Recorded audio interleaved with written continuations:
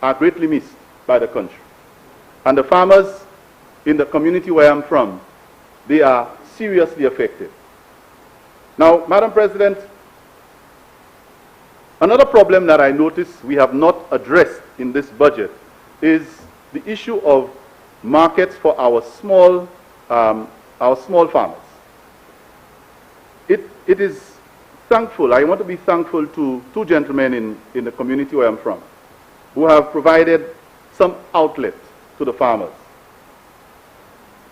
They have provided a small market. They're private entrepreneurs who purchase produce from the farmers on a weekly basis. And as they say in Creole, Gwa merci, Monsieur Faisal, avec Tony. Tous les mercredis, ces farmers Blanchard, Rocher, de Ruisseau, Angers, ils ont amené ça au produit, et puis c'est monsieur qui a acheté, ils ont joint l'argent, et puis ils ont ça fait la vie, ils ont ça vivre. Si c'était pour le gouvernement, ça là, ils n'ont pas tenu pièce côté pour vendre ces produits. Ça. Madam President, this is serious business.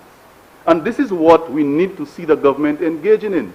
Small enterprises, incentives for these people, and these two people I spoke about have received no incentives from this government to do what they're doing. They're assisting us in creating a market, a niche market, right there in the rural community. People can actually get their produce to them in 15 minutes. They get compensated within a few days, and they can live. They're not large farms. They don't have large farms where they can produce tons and tons of bananas and other things. But they can benefit directly from that initiative. And there are I will come here with SIs all the time, you know. I'm giving all kinds of incentives to big businesses. We need to look after the needs of these farmers in the small rural communities, because it's their only means of survival, especially in this COVID environment, Madam President. So, Madam President, I want to thank these two gentlemen again, Mr. Faisal and Mr. Tony, for the great work that they're doing, and I hope the government will find it fit to provide some incentives for them to enable our farmers to have somewhere to sell their produce. Now, Madam President, some of the farmers have also called, because I am in dialogue with them. I was raised on the farm. My parents, that's what sent me to school. So I talked to the farmers. And they've made suggestions that request that the government needs to have a coordinated approach to things like poultry farming in this area. We have, I purchased eggs, Madam President, from a young man named Zeus. He's my barber. So if I have a good haircut, thanks to him. Zeus, I purchased eggs from him. And I also purchased eggs from a young child from Angers, Nakala. Young child into her little private business. And this is an example of young people who are into small business, and they really have, some of them have struggled. But there is no organized group with similar interests to get them to have a way of guaranteeing that they can get sales for their produce. And that's where things like cooperatives come in.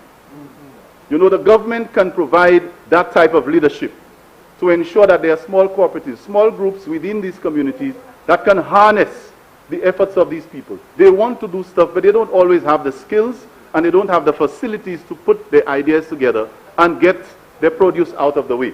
But, Madam President, there's an alternative, and we'll see about it pretty soon. Madam President, I also want to say that there is an issue of land for farmers who want to, you know, to engage in productive work. Not every farmer can afford acres and acres of land of their own. That's the reality. And there are lots of farmers who actually work on other farmers' land. They work on other people's farms, and they get paid for their labor. But at the end of the day, they do not really have their own, you know, their own farm that they can call their own. And sometimes when things are slow, they get laid off and they have to go home, just like they do in the hotels. Madam President, I think it is important that the government sees it fit to engage in programs through the Proud program that is already in place to enable farmers to access land for agriculture and farming in these communities. They don't need 5 acres. Some of them just need a ½ acre so that they can actually have their own small farms and engage in doing what they can to support themselves. So, Madam President, what has happened now is that there's a false sense of security that's been provided with those projects that were spoken about, and announcements being made on the road that they're doing projects there and projects there. after 4 years of doing nothing for these people. I want to move quickly to healthcare, Madam President. I want to say that the healthcare service in St. Lucia is not healthy at all. It is not. And from 2016, we've been hearing of health insurance. I heard about it this morning. Nice slides and glan showing all kinds of things. But right now, the reality is, Madam President, that St. Lucians are still perishing because of their inability to access CT scans, dialysis, and other basic amenities or basic health services that they need to survive. And you only have to ask the family of the late Vera from Chic about this. She was one of those who really had difficulty accessing some of those services, and may her soul rest in peace. Madam President, on page 18 of the Prime Minister's budget speech, he referred to, he said, and I quote, "Mr. Speaker, the most significant development within the health sector over the last 4 years was the move from VH to the OKEU hospital," unquote. Madam President, if that is the government's most significant achievement in the health sector for the 4 years, the most significant achievement is moving from St. Jude to OKEU. The government has COVID to thank for that. The government has COVID to thank for that because they had no choice. So, Madam President, the old rhetoric will come back about who took 5 years. The government has OKEU to thank for that. All the talk about health insurance, but then in the very same breath, the most significant achievement is something that was forced on the government by COVID. Not that they wanted to do it, because we know of the story of the Cayman Group, and all of that I do not want to go into right now. My time is too limited. Madam President, after all the lip service that was given to the frontline and essential health workers, the police, the fire officers, the nurses, the supermarket owners, and those who ensured that the country remained safe, for the exceptional work that they did, the government's only reward to them is duty-free vehicles being offered. And I heard the talk about it a while ago. That's the incentive that they didn't get during the negotiations, but is now being offered. Yeah. Madam President, I want to ask the government, with what are these essential health workers and police officers going to purchase those vehicles? Are they going to use the 50% bonds to purchase the vehicles? Is that what they're going to purchase them with? Madam President, the only way you can benefit from duty-free is if you, in fact, purchase a vehicle. You can't benefit from duty-free if you don't purchase a vehicle. And how many of our present police officers, fire officers, nurses can actually purchase a new vehicle or used vehicle now in the environment that we live in, when banks are afraid to issue loans to you? And the banks, and we have the government talking about bonds. Your disposable income is going to be cut in half. You're not sure where you stand. You can't take bonds to the bank, and you're telling people you're giving them incentives on vehicles that they cannot even purchase. Madam President, I think the health workers know better. They know what would have suited them better, and let's leave that decision for them to make. Madam President, finally, I want us to round up by saying that clearly this government has once again failed to deliver on its promises to the people from 2016. Madam President, this government has failed to demonstrate a comprehensive plan for national development. They have failed to do so. Everything is bits and pieces. They come with documents and they flash them. They make pronouncements. We have a plan, we have a plan. But there is no evidence of the plan at work. Madam President, there was a 5-year mandate given to this government that they have failed to capitalize on. And now they want to do everything that they couldn't do in the 4 years in the final year. And so, Madam President, with 1 year left in office, the people of St. Lucia have realized the bluff. And they will not take it just like that. They have a plan. So the government does not have a plan, but the people of St. Lucia have a plan. And all I'm going to say to wrap up, Madam President, is that by the time the next budget address is laid before this House, or that is made, it may very well be that some of us on this side of the House will be delivering this budget from the other side of the House. So, Madam President, and we're not crossing the floor here. So, Madam President, just for clarity, We're not soft candles here. We're not crossing the floor. So, Madam President, I want to say that St. Lucians, whether they be professionals, farmers, teachers, all St. Lucians have given the government an opportunity to deliver. They have failed to do so. They have tried their very best to come and campaign in this honorable house in the last sitting, and St. Lucians have read through them. So I wish the government well in its final year, and I know that St. Lucians have realized what's going on and will make the right choice. Thank you, Madam President, for your patience.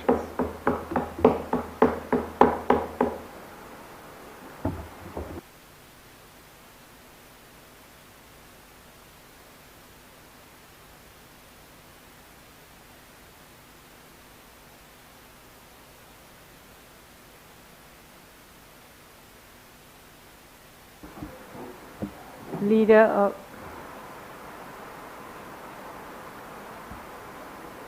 Adjournment, I thought you were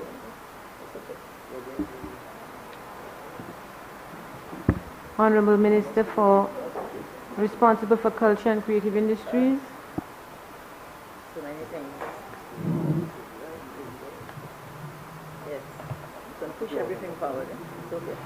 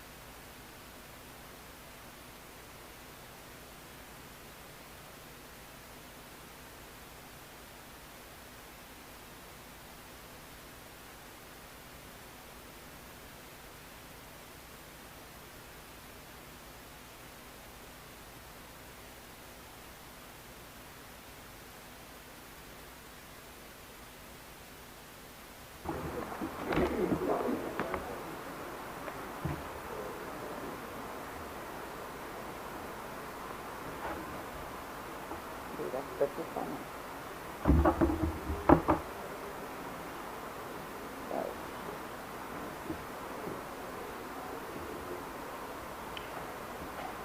Thank you, Madam President. Madam President, I want to extend condolences to the Foster family on the passing of Mr. Ken Foster. I know Ken Foster through the utterance of my grandmother, who lived in Millet, you know, and she said about him, that Sase, your lawyer, your avocat, yeah. your avocat qui pas fait personne mal. So that's what I knew of him growing up. And so I would like to extend my condolences to considering the fact that the community, most of them, or at least the one family I know really well, or I've come to know very well, lives in the community of Castries East in Bishop Gap. So my condolences to that particular family, of course, and the rest of the family of the Fosters. Madam President, I listened and I've been listening. And, you know, Stephen Covey said that we see the world not as it is, but as we are, or as we have been conditioned to see it. And so in the last 4 years, I guess my colleagues, senators opposite, have been conditioned to see it a certain way. And likewise us on this side of the House. And so I'm not surprised at what I heard this afternoon, but it's very clear that our government had a plan of action when we came in. And from all indications, every page of this has been fulfilled. So it would be good for you to get a copy and come in the house here and combat us on this. But we've done a very good job to date of meeting the obligations in the contract of faith between the people of St. Lucia and our team. So, Madam President, as the Minister of Culture and Creative Industries, I'm obligated at this time to review our country over the last year, yeah? Because the financial year began in April last year, for your information, and it ended in March 2019. So we have to account to the nation on what we did with respect to that. But importantly, it's the final year of the 5-year term that we have, and so we have to consider the last 4 years as well. And I thought, under the sterling leadership of our Prime Minister, that our team did an excellent job in delivering the scorecard to the public.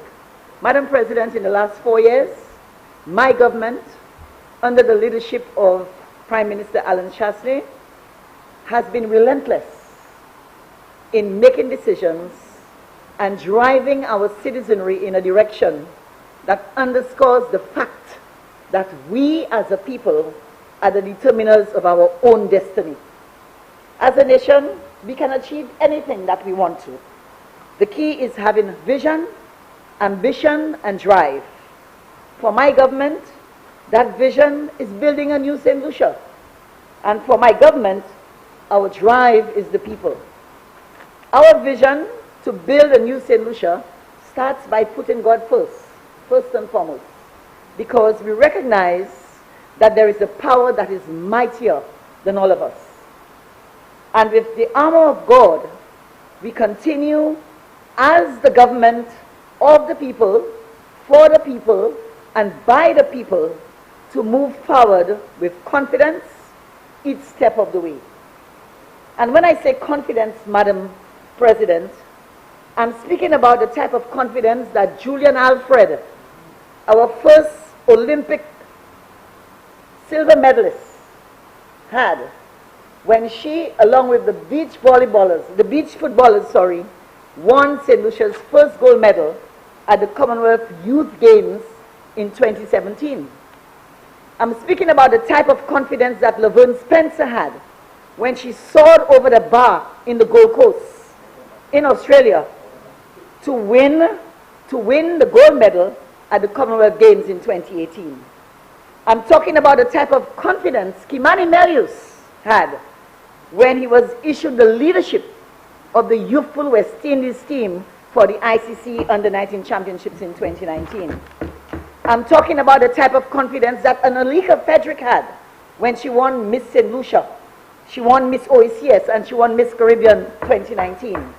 The type of confidence that Cassandra Edwards displayed when she won the Miss Caribbean Most Talented Teen after 10 years of drought for St. Lucia. The type of confidence we see in the young women of Labrie in national pageantry. The stage is theirs. They've won 50% of the titles in pageantry over the last 4 years. The type of confidence that Johan Dujon, founder of Algas Organics, had, when he was announced as one of the top young entrepreneurs in the world on the Forbes 2020 list. The type of confidence that resulted in the expansion of our small business sector. The small business sector grew by over 100% from 2016 to 2019. That's the period we serve. 2016 to 2019, our small businesses moved from 550 to 1,104. Yeah? All from the Ministry of Commerce and Small Business Development. I'm talking about the type of confidence that was displayed in our country when my government built confidence in the tourism industry, making history, evidenced by over 1 million visitors from the world over. 2019, Madam Chair, Madam President, 2019 saw the best visitor arrival figures in the history of the tourism industry in St. Lucia. That's the environment we were in. Confidence booming, confidence galore. St. Lucians performing the world over, and our economy benefited from that. Madam President, confidence inspires people. It radiates positivity and a thirst for solutions. Confidence is what good leaders exude. Here in St. Lucia, we have seen the confidence of good leaders breed envy, and it puts persons on the other side on the attack. Look at what happened to Sir John. He served for 40 years, dedicated service to our country for 40 years. And when the naysayers got in, they took him before a commission of inquiry for 40 days. That's what we do. And so our own Prime Minister, there was an attempt to derail him with a vote of no confidence. But what happened? It yielded more confidence in the ability of the Prime Minister to lead the country. Because when you've got it, Madam President, you've got it. And our leader has got it. And we have to accept that. There's no one else who can perform at this time in the way that he does. Madam President, we have all watched and assessed our own Honorable Prime Minister's vision for a new St. Lucia, and his courage and confidence as he leads our country. It is a good thing to have a leader who fears God, because the fear of God, we all know, is the beginning of wisdom. His example publicly of acknowledging the power of God as his source of strength and guidance is inspiration to all of us.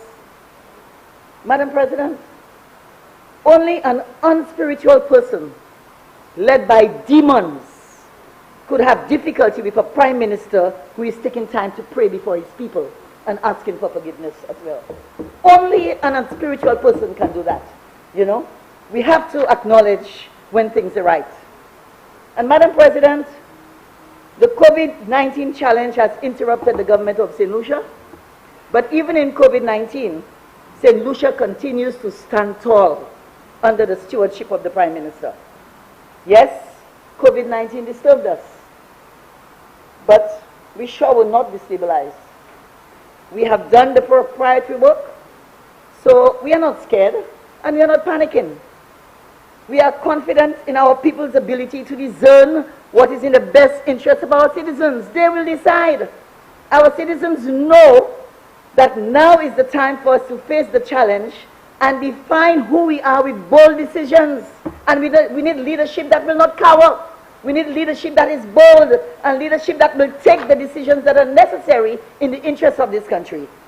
Madam President, St. Lucians are resilient people, and they will not waver in this battle against the COVID. They were in tune with the global crisis and are aligned with our governance philosophy of always being prepared and positioned for the unknown. That mental state requires one to be continually thinking ahead, thinking across, and thinking again. So while we are cognizant that there are challenges, we continue to remain confident, optimistic, and flexible, ready to adapt and grasp at any opportunity that is looming to be conquered. This is the essence of the tit for tat mentality that our country has been exposed to. This is it. So, Madam President, when things change, the object is we change the way we do things. This is a strategy that will ensure that we remain afloat no matter what. Madam President, this is a graduation from using the Malawi mentality, where in the Malawi mentality, you continually see yourselves on the losing side of every situation. Yeah? And it's easy for anyone to play tricks on you. Yeah? And preach gloom and doom for you. Because as far as you're concerned, you're losing anyway. Yeah? And so you go if anything. So if anything, COVID-19 has taught us and has brought this into sharp focus that we need to rethink the way we do things. We must be prepared for change, and we are continuing to sensitize persons in this movement because as a nation, we are all in this together. You see, Madam President, over the last 4 years, the agenda of my government has been focused on building the capacity and enabling the processes of empowering people at all levels. In his address, the PM outlined this very clearly. And importantly, Madam President, ensuring that there is a balanced approach that encompasses human capital development, institutional development, and infrastructural development. With respect to the development of our human capital, my government made substantial investments in getting our people to embrace national pride. And as Minister of Culture, I can tell you, national pride, focus on feeling good about ourselves as citizens, our independence, and that freedom of choice, that fosters pride in country. We built on the standard themes for our independence celebrations, from The Journey Continues in 2016 to I Am St. Lucia, where we each staked a claim to our country's independence, or to our country. And of course, in 2019, we became all in. And now in 2020, our focus is on doing things together. So we laid the foundation, and all of these themes were deliberately chosen to allow our people to focus on themselves and their contribution to nation building. That's the work. That's invisible work. That's not work that you can see, as you walk along the street. But that is work with our people, our mindset, the way we think, the way we belong, you understand, to our society. And so we erected the All-In Monument on the waterfront, during our 40th anniversary of independence.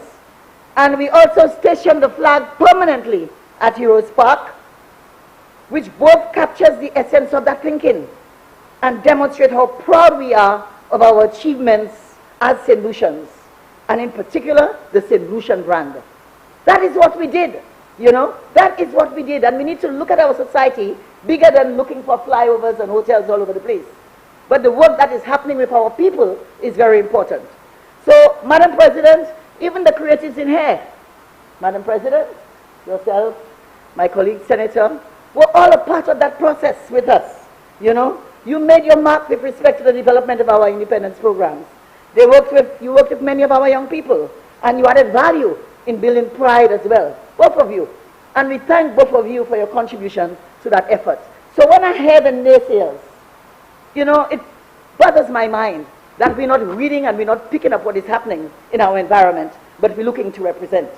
Madam President, we also introduced new programs to the independence calendar to challenge our citizenry to become involved in peace building. Peace, P-E-A-C-E, not P-I-C-E. In peace building.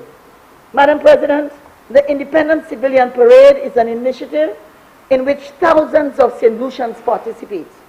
The parade requires that communities come together to discern and portray what is unique and authentic to them. The process allows for communities and people to be engaged in a spirit of dialogue and togetherness. Citizens on both sides of the political divide worked in harmony to present their communities in a creative way to the nation. And I'm sure most of us participated in that within our communities. If we are actively involved in our communities, we would have been involved in that process. Madam President, this is the type of engagement we value for the development of our people. An environment where mutual respect, peace, and stability abounds. Madam President, this was the tone of our country when COVID hit us. We had all of this success, high confidence levels, and then boom, COVID came upon us. This was where we are. And so even though for the first time we experienced a state of emergency, even though for days we were on lockdown, even though for the first time in the history of our country liquor licenses were suspended, even though for the first time we created zones, established internal borders, and closed our border to the rest of the world, even though for the first time our schools are empty and our students remain at home and are being schooled differently, Madam President, even though the world has changed, my government continues to be in tune, is aware, and is working hard to address the discomfort that so many of in our society are experiencing. And you read all the initiatives in here. And I was wondering, Madam President, if they actually read all the support areas and systems that we try to put in place to facilitate our St. Lucian people who are experiencing distress. We are taking care of them. They are all counted. Madam President, we know our people understand the need for our society to band together in times of crisis. Equally, they know they are supported by a proactive, confident, peace-loving, passionate, visionary government that prepared them for what is happening. The rallying cry, and still is, yeah? Together we can win this war. A theme which was aptly penned or captured in song by our then Goodwill Ambassador, Ronald Buwingson. Madam President, we must put our country first. This is the mindset that has come through in the last 4 years. We must do this together. We all belong to this land, and we will defend it with vigor and valor. All of us. And those of us who have worked to get it to this level will continue to fight. So the fight has only just begun. Madam President, another important aspect of the work that was done in preparation for this time is the visioning around employment creation. In the last 4 years, my government was deliberate in pursuing opportunities in information and in the services sector. We saw the establishment of Ojo Labs. Ojo Labs is now a household name. The call centers as well. We enacted legislation to facilitate international businesses in establishing their headquarters here. Significant numbers of young people or young solutions have been employed in those areas. And Madam President, we see today that this sector is showing the best prospects for employment, giving credence to my government's bold decision to move to capture the business in that marketplace, you know, for our young people 4 years ago. We didn't just do it now, but 4 years ago we envisioned that this is what we needed to do, because we perhaps would have found ourselves in that situation. And I can tell you, tomorrow we have the commissioning of another major call center in Viewport, offering hundreds of jobs to young people who are currently unemployed. So this is where we are, creating employment and finding ways and means to ensure that our society continues to thrive. Madam President, before COVID-19, our unemployment figures were down from 25% when we took this country in 2016 to 16.8% at the end of the financial year, and I'm talking about the end of the year. These are the best figures for our country. In fact, it is the sharpest reduction in employment figures for decades. Madam President, another feature of my government's work has been the significant efforts in the last 4 years in diversifying and strengthening the economy. Our tourism sector, our agricultural sector, our manufacturing sector, our creative industry sector, our small businesses, if there's one indicator you can get is the small businesses, and other sectors have all expanded exponentially. Unfortunately, COVID came and decimated our economy in a twinkling of an eye. Every sector had been touched. Over 1/3 of our labor force has been incapacitated or impacted. There has never been any incident in our history that has been so traumatic for us as a country. This is a global situation. This is a regional situation. Madam President, this government is being blamed for the impact of COVID-19. This government is being criticized for putting all its eggs in one basket. Madam President, tourism was the mainstay of St. Lucia's economy since 2011. It was the mainstay many years ago. This is not new. What did they do on the other side? I can only account, Madam President, for what we did. We built tourism, hitting record-breaking arrival records. We built on other sectors. We pushed linkages to various sectors and set up the platform for growth. Madam President, there is the opportunity now for us to build more resilience in our systems so that shocks like COVID can be less impactful on our people. Madam President, we can celebrate, despite all of what has happened, we can celebrate the fact that we have been consistent in experiencing growth with this administration. In the last 3 years, the growth rate has been 2016, 3.3, 2017, 3.3, 2018, 2.6, 2019, 1.7. Growth in every year, albeit slower, but it is growth. And when you compare that, Madam President, according to the Economic and Social Review, I think it's page 24 thereabout, when you compare that with theirs, and I'm saying theirs is the opposition, from 2012 to 2015, or even you go to 2016, 2015, -0, -2, 1.3, 0.1. Clearly an indication that the administration there was not ready yet. You know, we had growth in all years. You know, and the slowest rates of growth were in the years 2012 to 2016. And that's a fact. That's the reality. That's what we are seeing as a country, you know. When we got into government, and Madam President, when we got into government, and I heard my colleague, Senator Gideon earlier, but when we got into government, there were a number of small capital projects, you know, the draining T-canal projects. There, Mr. Ferdinand, yes, thank you. I always accept your corrections, so, through Madam Chair, Madam President. Because, you know, my heart goes out to you guys. You know, you're really going down the drain. Sorry if I miss it. When we got into government, there were a number of small capital projects in motion and some signed intentions by the previous administration. The sad reality is most of these projects were being rushed in the last 6 weeks, you know, of the opposition's administration. The signed deal with range. You've heard the range project, right? We've always had range. That was signed days before an election. 6 days. 6 days before an election. The approval of the wind farm, trying to show that you're doing something. All of these were done, you know, bearing testimony to the games that you all play with people and solutions at the last minute. Madam President, the other side has been attempting to accuse my government of electioneering with our major capital plans for the country. Such is the shallowness of the understanding by the opposition of the importance of capital projects, Madam President. Madam President, some people will go to lengths to do anything to prevent development and growth. And we know that, the history is clear. The fear is the confidence of the St. Lucian people.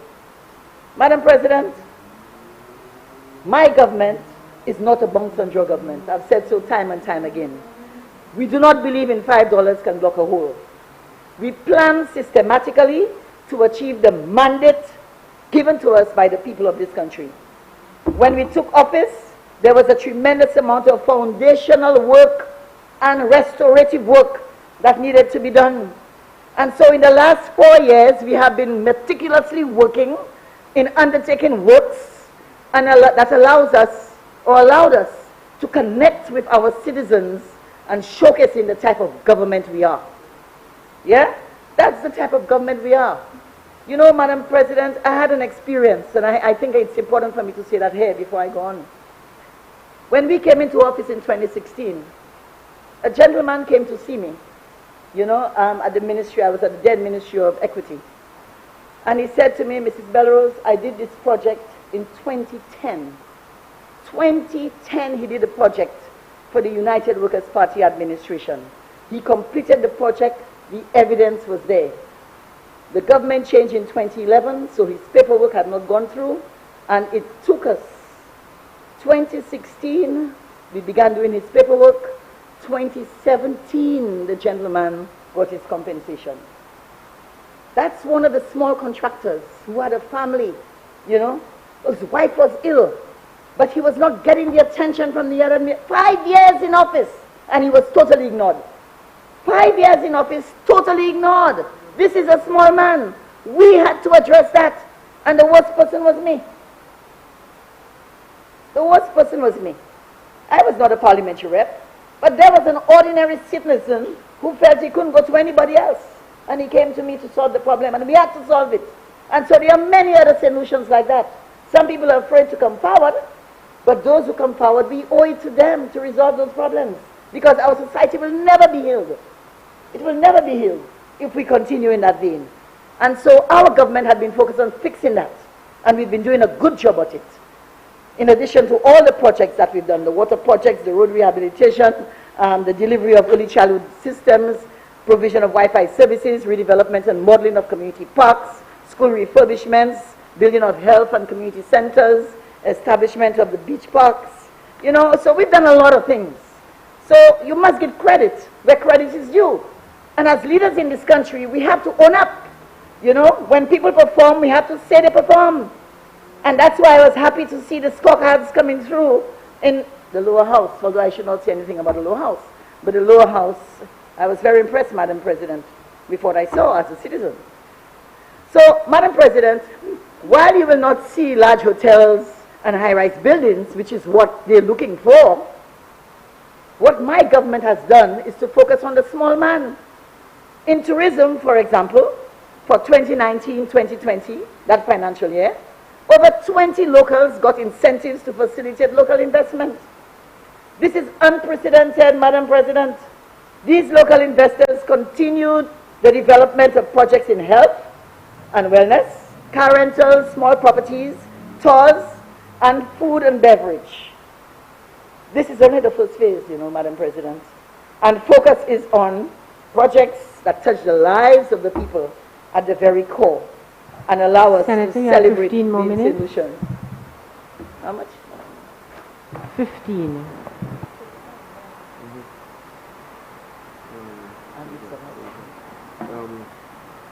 Madam President, I ask for the suspension of Standing Order 35-1 to allow the Senator to finish her presentation by another 20 minutes.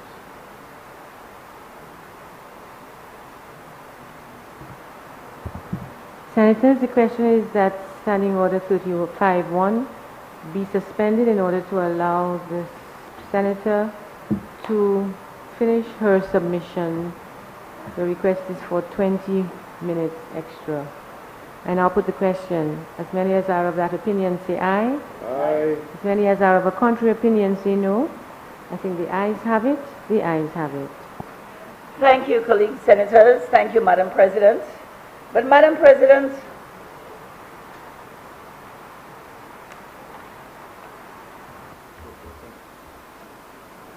so let me just assure the members opposite that the large hotels and the flyovers will come in the next phase. Projects relating to the typical St. Lucian will come too. Village tourism, currently being rolled out, will cause many St. Lucians within communities to participate in our tourism product. My government is about inclusiveness and ownership. Our journey just continues. Madam President, if you follow the trend, you know, in my presentation, you will note that in the last 4 years, my government has maintained a people-centric approach to investing in our local economy. And this has mushroomed in the last 2 years into continuous strengthening of the institutional capacities in a number of priority areas within government. And we're talking about health, education, security, tourism, and infrastructure and agriculture. In the PM's address, he referred to a delivery unit which has been created, and the unit, of course, transitioned and is today comprising many local professionals who are focused on an integrated, well-synergized approach to the development and delivery of government initiatives. The effort here is to avoid duplication and wastage of resources and to facilitate implementation. Madam President, I wish to point out that our national approach to COVID-19 is testimony to the work that is being undertaken in that unit. So the success that we saw as a nation came through in a number of agencies, including that Pimandu unit that was established over 2 years ago. Madam President, I now turn my attention to a very important aspect of the integrated approach to project delivery, which resonates in our major iconic, in one of our major iconic and cultural places, our markets. Our markets are the heartbeat and pride of our nation. Our farmers, our tourists, our children, our butchers, our farmers, our ordinary citizens all engage and converge, you know, on our markets. The market is an important place for St. Lucians. So my government, in its redevelopment thrust of the Castries market, ensured that our vendors and patrons alike interacted in an environment that is comfortable, and not only comfortable, world-class. World-class. The capacity of our vendors was also enhanced to deliver and present their products and services to locals and external markets. This is just the first phase of the Castries market redevelopment and is consistent with my government, a government that cares about its people and their well-being. Madam President, it would be good for the senators opposite to do a walkthrough of the market at some point, and I'd be happy to guide them on that tour. Madam President, another interesting dimension to this project was the fact that it allowed our creative people to be involved and employed as well. The beautiful mural that adorns the public restrooms is testimony to the philosophy of my government in providing more art spaces or art in public spaces to expose the work of our artists. Also to create employment for them and importantly enhance the aesthetics of communities. In the last 4 years, we have seen a substantial increase in mural projects across our country, on the walls surrounding our schools and in communities such as Canaries, Miku, Marsha, all very appealing and informative, demonstrating clearly that there is a place for all creative minds in our society. In fact, as I speak, Madam Chair, Madam President, one of our projects, and that one in the Masha community, was delayed because of COVID-19. And it will celebrate some of the outstanding and long-serving personalities as well as the achievers from that community. Of course, our own Joyce Ogis, who was laid to rest last week, will be a part of that celebrated team on the walls of the Minder Phillip Park. That project is being undertaken with the school and, of course, a local artist in the community. Another important aspect of our work, Madam President, is in culture and creative industries. We saw the immediate creation of the events company of St. Lucia, and we did that 4 years ago to provide for the production and delivery of national events at international standards. We saw this agency as an institution that will afford our local talents a world-class stage for their productions. This is how much we believe in our people, their abilities, their strengths, and our culture. That's what we did. We did it. 4 years ago, we did it. You know? We have now restructured that company to deliver even better. And Madam President, just for your information, in this COVID era, the agency is showing off its versatility, even assisting NEMO with its logistics in planning, particularly programs like the feeding program and its disaster mitigation initiatives. Yeah? And they also serve as a critical link for us with the command center in the area of communications. So we have a very effective organization, and of course we're hoping that the talents and skills within that organization can, of course, mushroom in a way that our society can continue to benefit from it. Madam President, realizing the value of our indigenous festivals and the way of life of our people, my government sought to give more support to our Creole heritage. And from 2016, we've been celebrating a month-long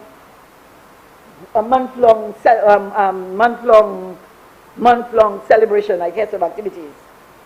The focus was to use the entire month to ensure that as much as possible we get a return on our culture, on economics, creative industries, social development, and of course on tourism. And so I'm not surprised about the enthusiasm that I see now, Madam President, about local things. It was by design. It's not a fluke. It is a continuous process which has blossomed to this point, and we are happy that COVID-19 has made this elusively clear. Only yesterday, the Ministry of Commerce launched the Love Local Initiative. You know, the Love Local Initiative, where we support local, we buy local, we live local, and we continue to build on our local economy. Our artists continue to rise to the challenges presented to them, Madam President, with COVID. Many of them teamed up to deliver inspirational music during this testing time, and they participated in the National Telethon, which was held to raise much needed funds in honor of our frontline workers. That's another thing that we did and initiated for the frontline workers. Many are now using virtual programming to reach citizens in this crisis times, demonstrating their ability to adapt to the changes in the environment. Madam President, throughout various disasters, our artists have been left to hang out to dry. No one never really cared. No one. And we know no one never really cared about the artists. And I'm pleased to report that for the first time again, our creative industry personnel will receive financial relief after a disaster. Granted, it's coming a bit slow, but this government cares. And this government made a representation for them because we understand the fragility of the industry that they're in. We know that times are hard and they have waited long, but it's a small measure to lift the burden that they're under. It is sad, Madam President, and that's the sad part for me with my people. It is sad, Madam President, that some from the sector with a clear agenda and who have almost monopolized this sector over the years will want to play mischief instead of showing leadership to create opportunities, you know, with the up-and-coming artists and to help them rebuild the sector or build the sector. It is sad. But we are here for the artists, and I think in their hearts they all know that. Over the next few weeks, we'll be working with them to resume life in the creative sector with small events. Madam President, I'm also pleased to note that even the Eastern Caribbean Connection Organization, ECHO, followed the lead of my government and responded to the call of the artists to provide a measure of relief. And I commend them on that initiative, and of course government also supported them through this process with the necessary waivers on the withholding taxes. As we continue to develop the orange economy, Madam President, our artists are now counted in the system because through our cultural mapping program, which has been mentioned by the PM in his address, the CDF has been able to develop a comprehensive database of most of the artists who are registered here in St. Lucia. This year, we'll focus on the development too of a satellite accounting system that would provide data to assist us in measuring the economic and social impacts of the arts, entertainment, and culture in our society, as well as delivering even better for our artistic community. Our focus this year, Madam President, is to formulate the Film Commission.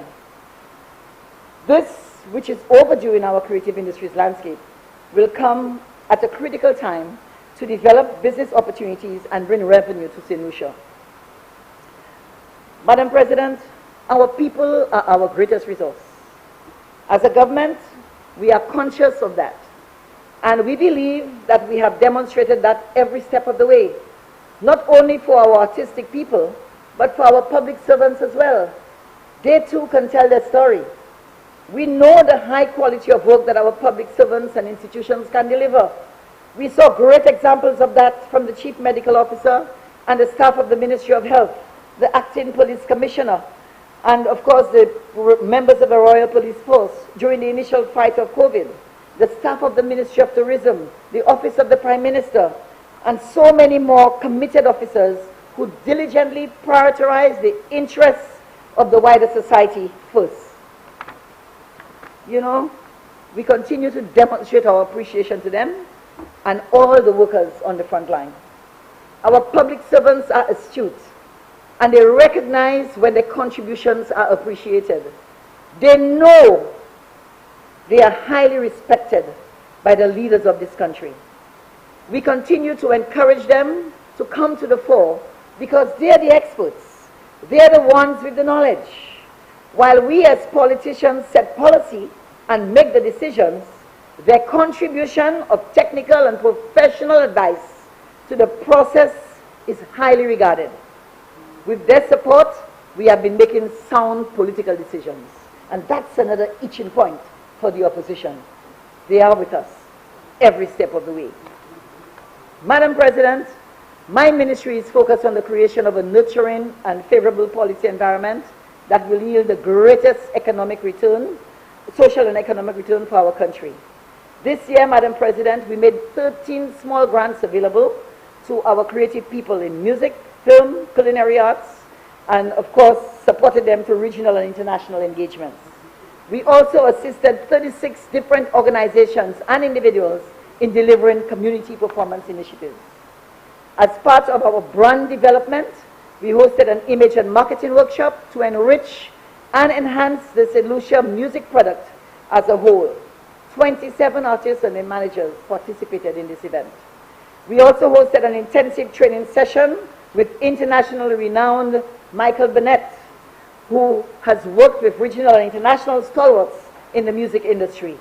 50 artists, including managers, received training in the following areas: social media management, songwriting and production, echo copyrights and publishing, becoming global, marketing strategies and cultural differences, merchandising, pricing and packaging, and documentation. Out of these workshops, targeted grants were provided to at least 5 artists to improve their craft. So, as Minister with responsibility for culture, I continue to remain optimistic about the future of our country. My government believes in the St. Lucia brand. That is why we created a Goodwill and Brand Ambassadors program, which is focused on providing a platform for the best of us to give back in a more structured and impactful way to our society.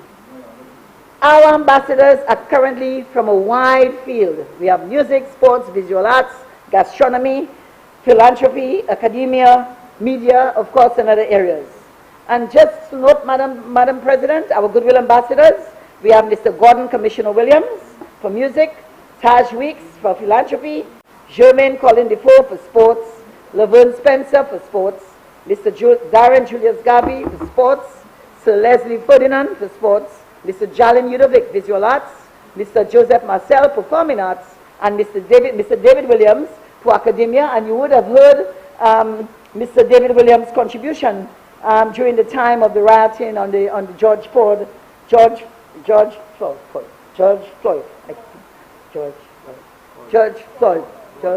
I always have difficulty pronouncing this word.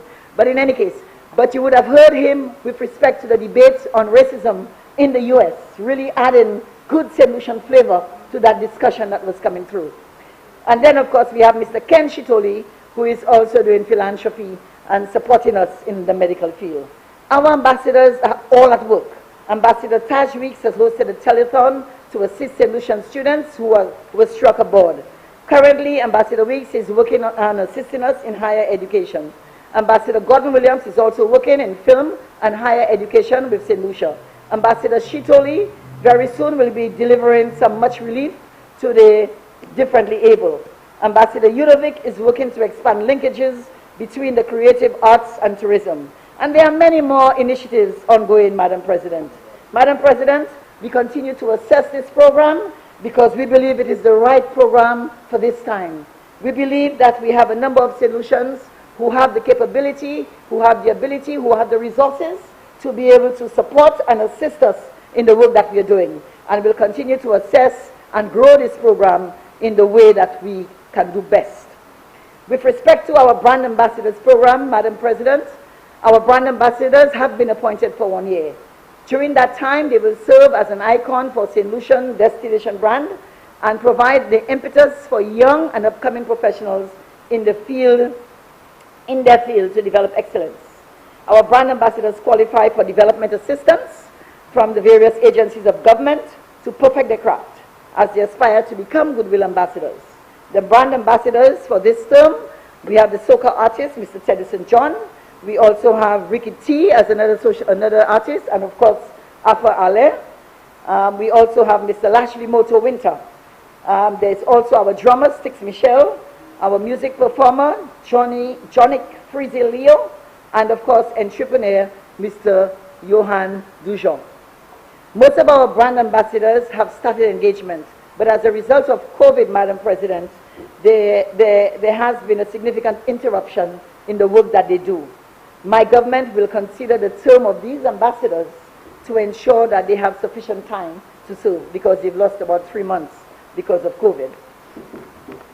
Madam President, this is the first time in the history that our government has celebrated the achievements of our up-and-coming artists.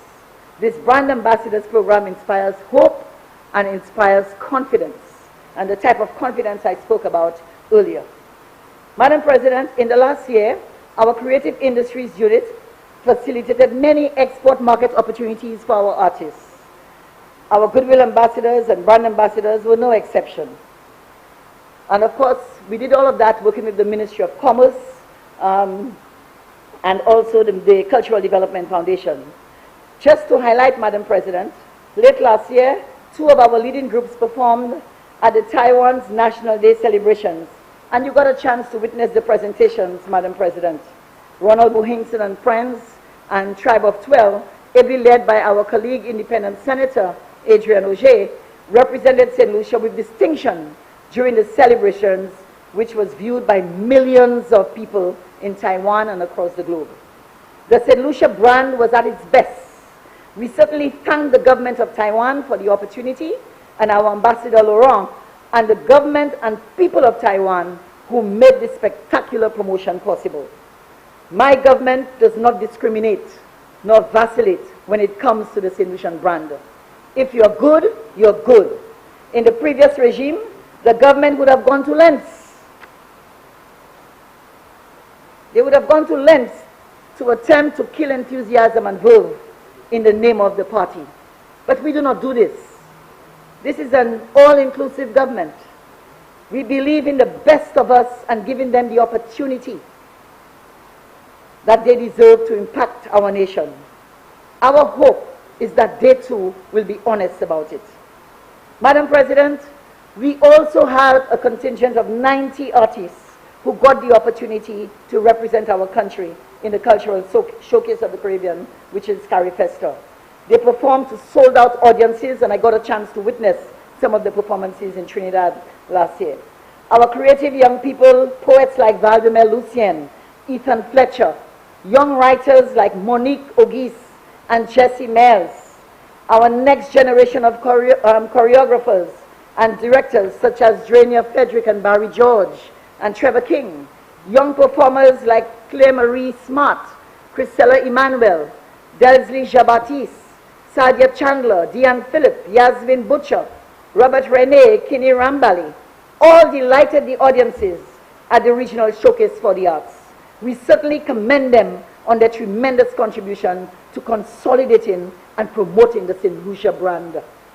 Madam President, with respect to our own events in St. Lucia, our oldest cultural showcase has become our newest and leading festival. Madam President, Carnival under this government has grown like everything else exponentially. In this reporting year, 2019 to 2020, we recorded one of the highest visitor arrival records for St. Lucia Carnival. Again, because of the confidence of our product, or the confidence in our products, in our people and our music, we are continuing to work to ensure a better structured carnival for St. Lucia. We do this by building on our tourism marketing for St. Lucia and pushing the event as part of a major tourism product. The Cultural Development Foundation, the event company of St. Lucia, and St. Lucia Carnival Bands Association continue to look for ways to help us do this and build this festival in the way that we want. Earlier this year, we had a mission that went across to Trinidad and Tobago, and Madam, you were part of that as well. You were part of that tour as well to Trinidad to assess and review what was happening and to see how best we can learn from the lessons, of Trinidad and Tobago. Event St. Lucia also purchased 2 temporary structures that serve as convenient and comfortable venues for our major events. Our National Queen Show was held there, as well as the Prime Minister's Ball. And of course, all of these, in terms of the presentation, spoke volume to what we can do, with these facilities. This is an investment, Madam President, and it is anticipated that these assets will assist our organization in generating some much-needed revenue over time. Last year, our country was introduced to horse racing in a grand way. The world coverage of the launch of the Galaxy Racing Track served to promote St. Lucia's new tourism product offering the destination in a grand way. Some of the politicians across the floor, Madam President, are still awestruck with the beautiful horses that we have, but they cannot contain themselves, seeing that our country has achieved such a great feat. We have a venue. Madam President, as of now, our event schedule remains dependent on the advice of the Ministry of Health. I specifically want to thank the Carnival fraternity for their understanding, cooperation, and support with the deferral of Carnival for next year. I call on them to be creative and find ways to keep the creative economy going as the Ministry of Health considers the hosting of small events. My ministry is here to support them.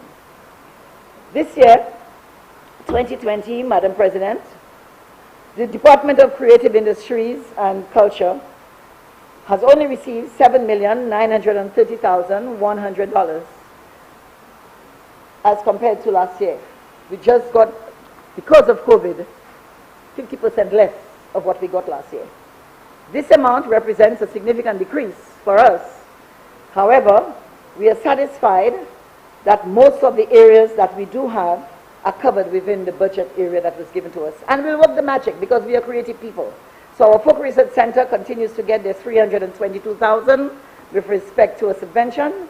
Events in Lucia, $4 million, and of course a total of $2,158,000 for the Cultural Development Foundation, which will focus primarily on training and development in the next year. In light of this, Madam President, I just wish to say that this year we'll pay attention to the legislative agenda.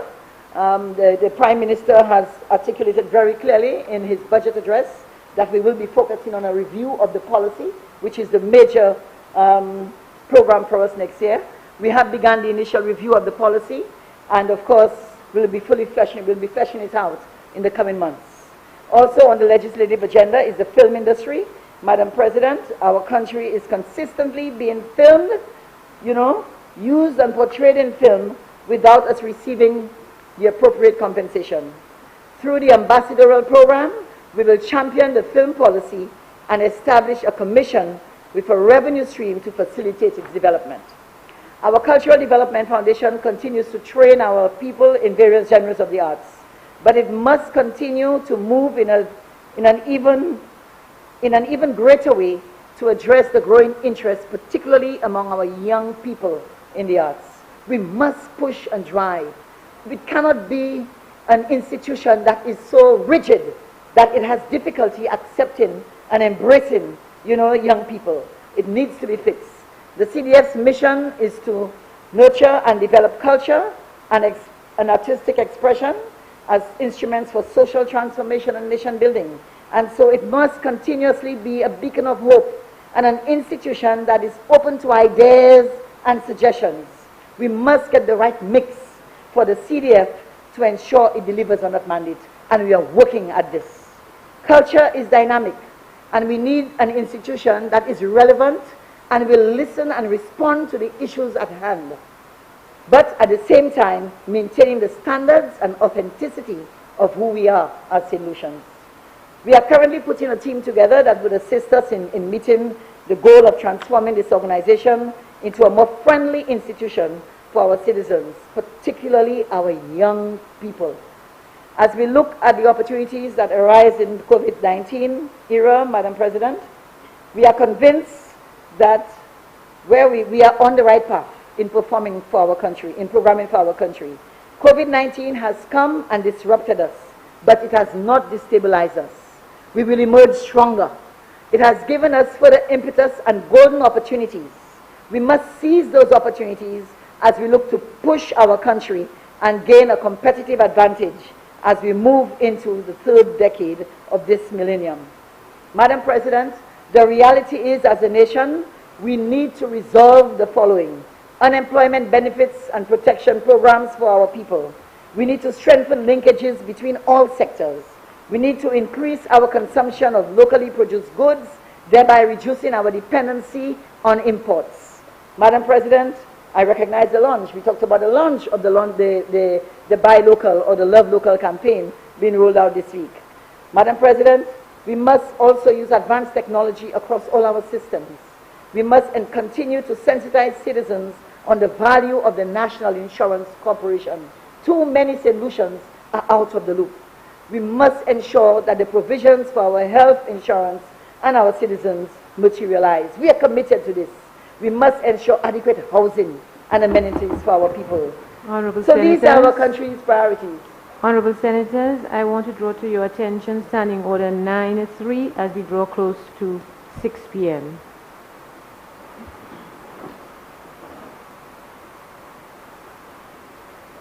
Honorable Leader of Government Business.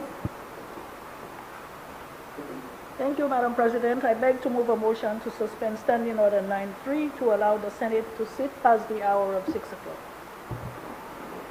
Honorable Senators, the question is that Standing Order 9.3 be suspended in order to allow this Honorable Senate to sit beyond 6 p.m. I now put the question. As many as are of that opinion say aye. Aye. As many as are of a contrary opinion say no. I think the ayes have it. The ayes have it. Permission is granted for the Senate to go on past 6 p.m. Thank you. Yeah. Thank you very much, Madam President. Madam President, Madam President, St. Lucia continues to forge ahead in its quest to regain the status of leading economic, social, and wellness paradise in the OECS. That's where we began when we were children growing up. We knew we were the best in the OECS. And so we are working Senator, at getting you have there. 5 more minutes. Yes, Madam, I will be through in 5 minutes. We are headed in the right direction, and I'm extremely proud to be a part of this Alan Chasney-led government. Madam President, St. Lucia was poised for takeoff, and indeed we have taken off on laying the foundation for a legacy of success in these critical times.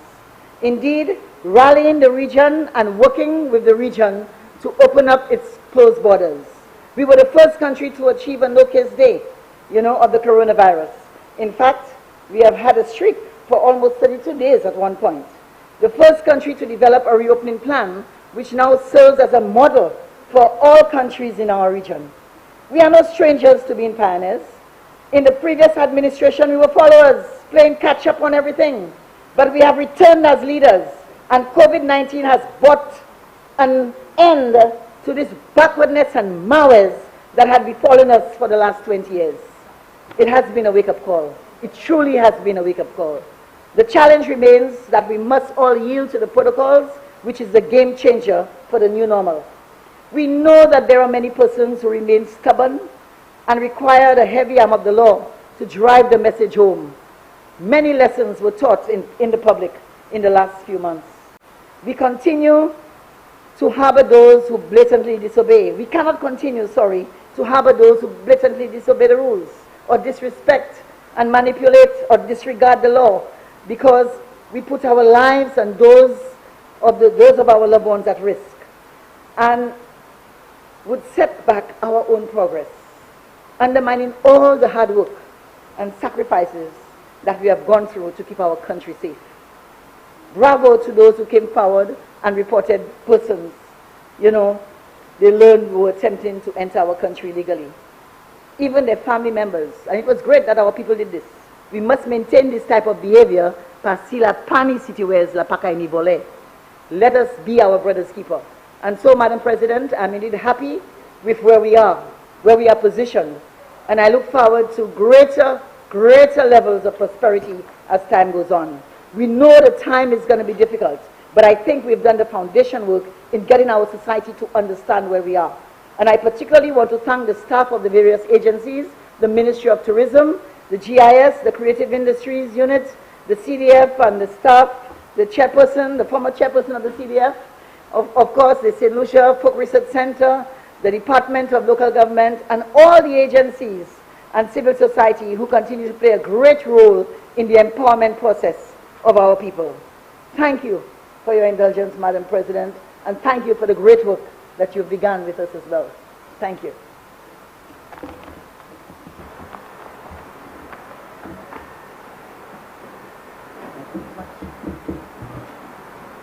Senator Auger.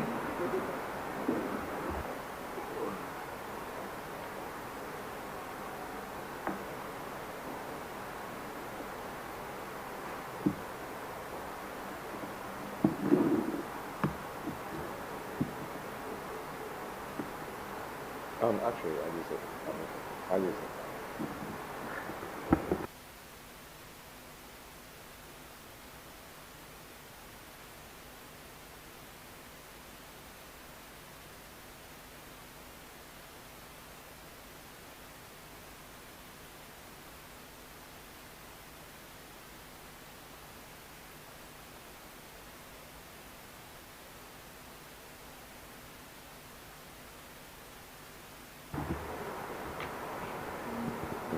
You're on.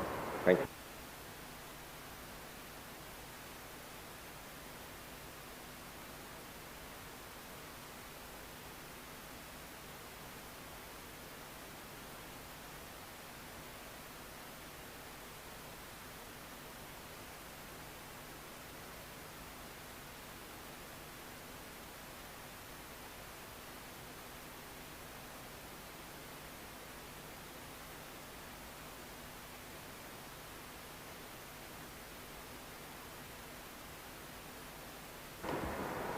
Go.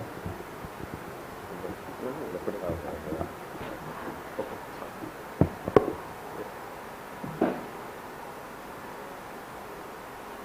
Thank you, Madam President. Good evening, senators, fellow senators. It's been a long day. I'm sorry to add to your travails with this presentation.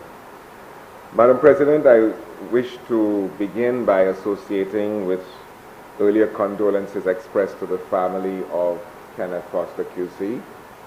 I grew up with his sons, Colin and Peter, and spent many a happy afternoon at the Foster house on the corner of High Street, just a block away from here.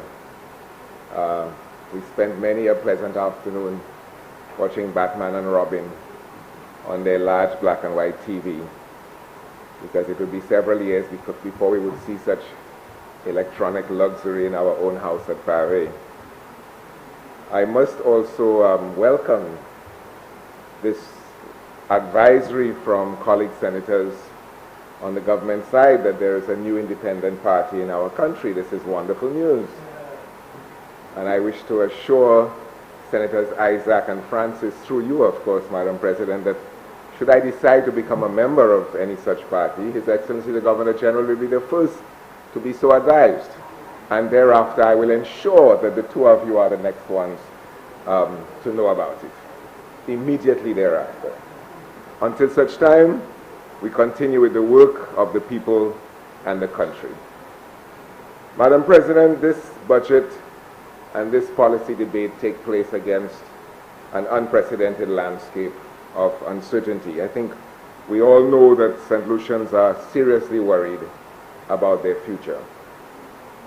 This worry takes many shapes: job loss, bills, debt, food, children, school books, depleted savings, mortgages, health, stress, survival.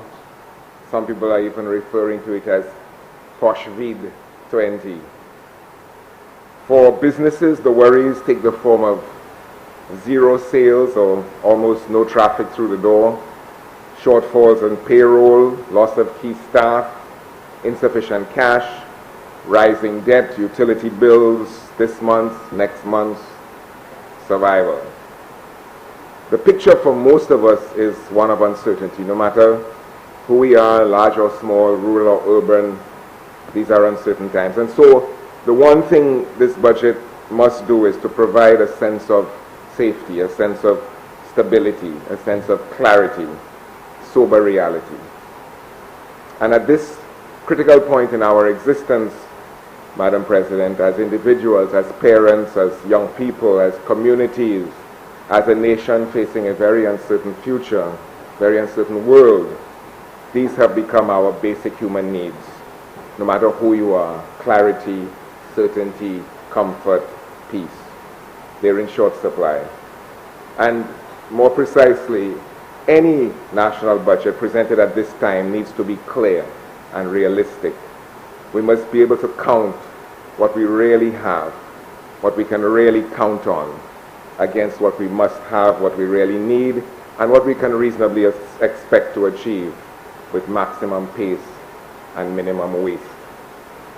I think the Honorable Prime Minister and Minister of Finance achieved such realism in his closing remarks to the House last week when he outlined the global uncertainties facing the nation and the likelihood that there may be more to come, that there may be worse to come. But what the budget does not do for some of us is to link that uncertainty to specific contingency plans. What if? What if there is more to follow? How are we going to retain a certain amount of flexibility and a certain agility in our finances to be able to react to the unforeseen, whether it's health or weather, as we approach the hurricane season? So we are left balancing, at least in our minds and certainly in our pockets, we are left balancing on a sharp edge of a rather unsteady knife with very few options at our disposal. We know we're just a speck of dust in this global hurricane called COVID. We understand that we need to see for ourselves, and we know it will not be easy. And so we are looking to our leaders for hope, for example, for inspiration. So regretfully, Madam President, imagine the discomfort, imagine the distress, imagine the disappointment of thousands of citizens who watched hour after hour a series of name-calling and blame-sharing and stone-throwing at this time when what we are hoping for and waiting for is clarity and comfort and confidence. Confidence that our leaders have our best interest at heart and our immediate needs at hand. We have to do better than that because we can and because this is really not working for anybody. We can make that observation based on mediocre economic results. We have low growth rates, high unemployment, high ratio of debt to government revenue. These strongly suggest that the economic model is flawed, it's not working particularly well, and even if we compare one performance against the other, the truth is that the country as a whole is not where it ought to be. The evidence is compounded by frequent changes of party at every election.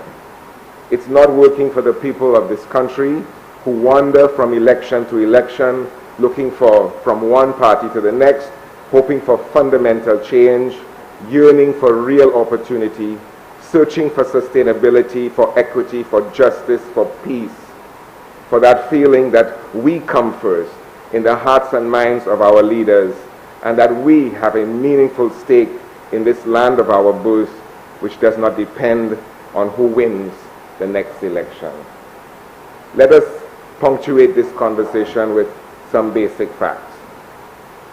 Since the COVID debacle began, we've lost 4 months of productive economic activity.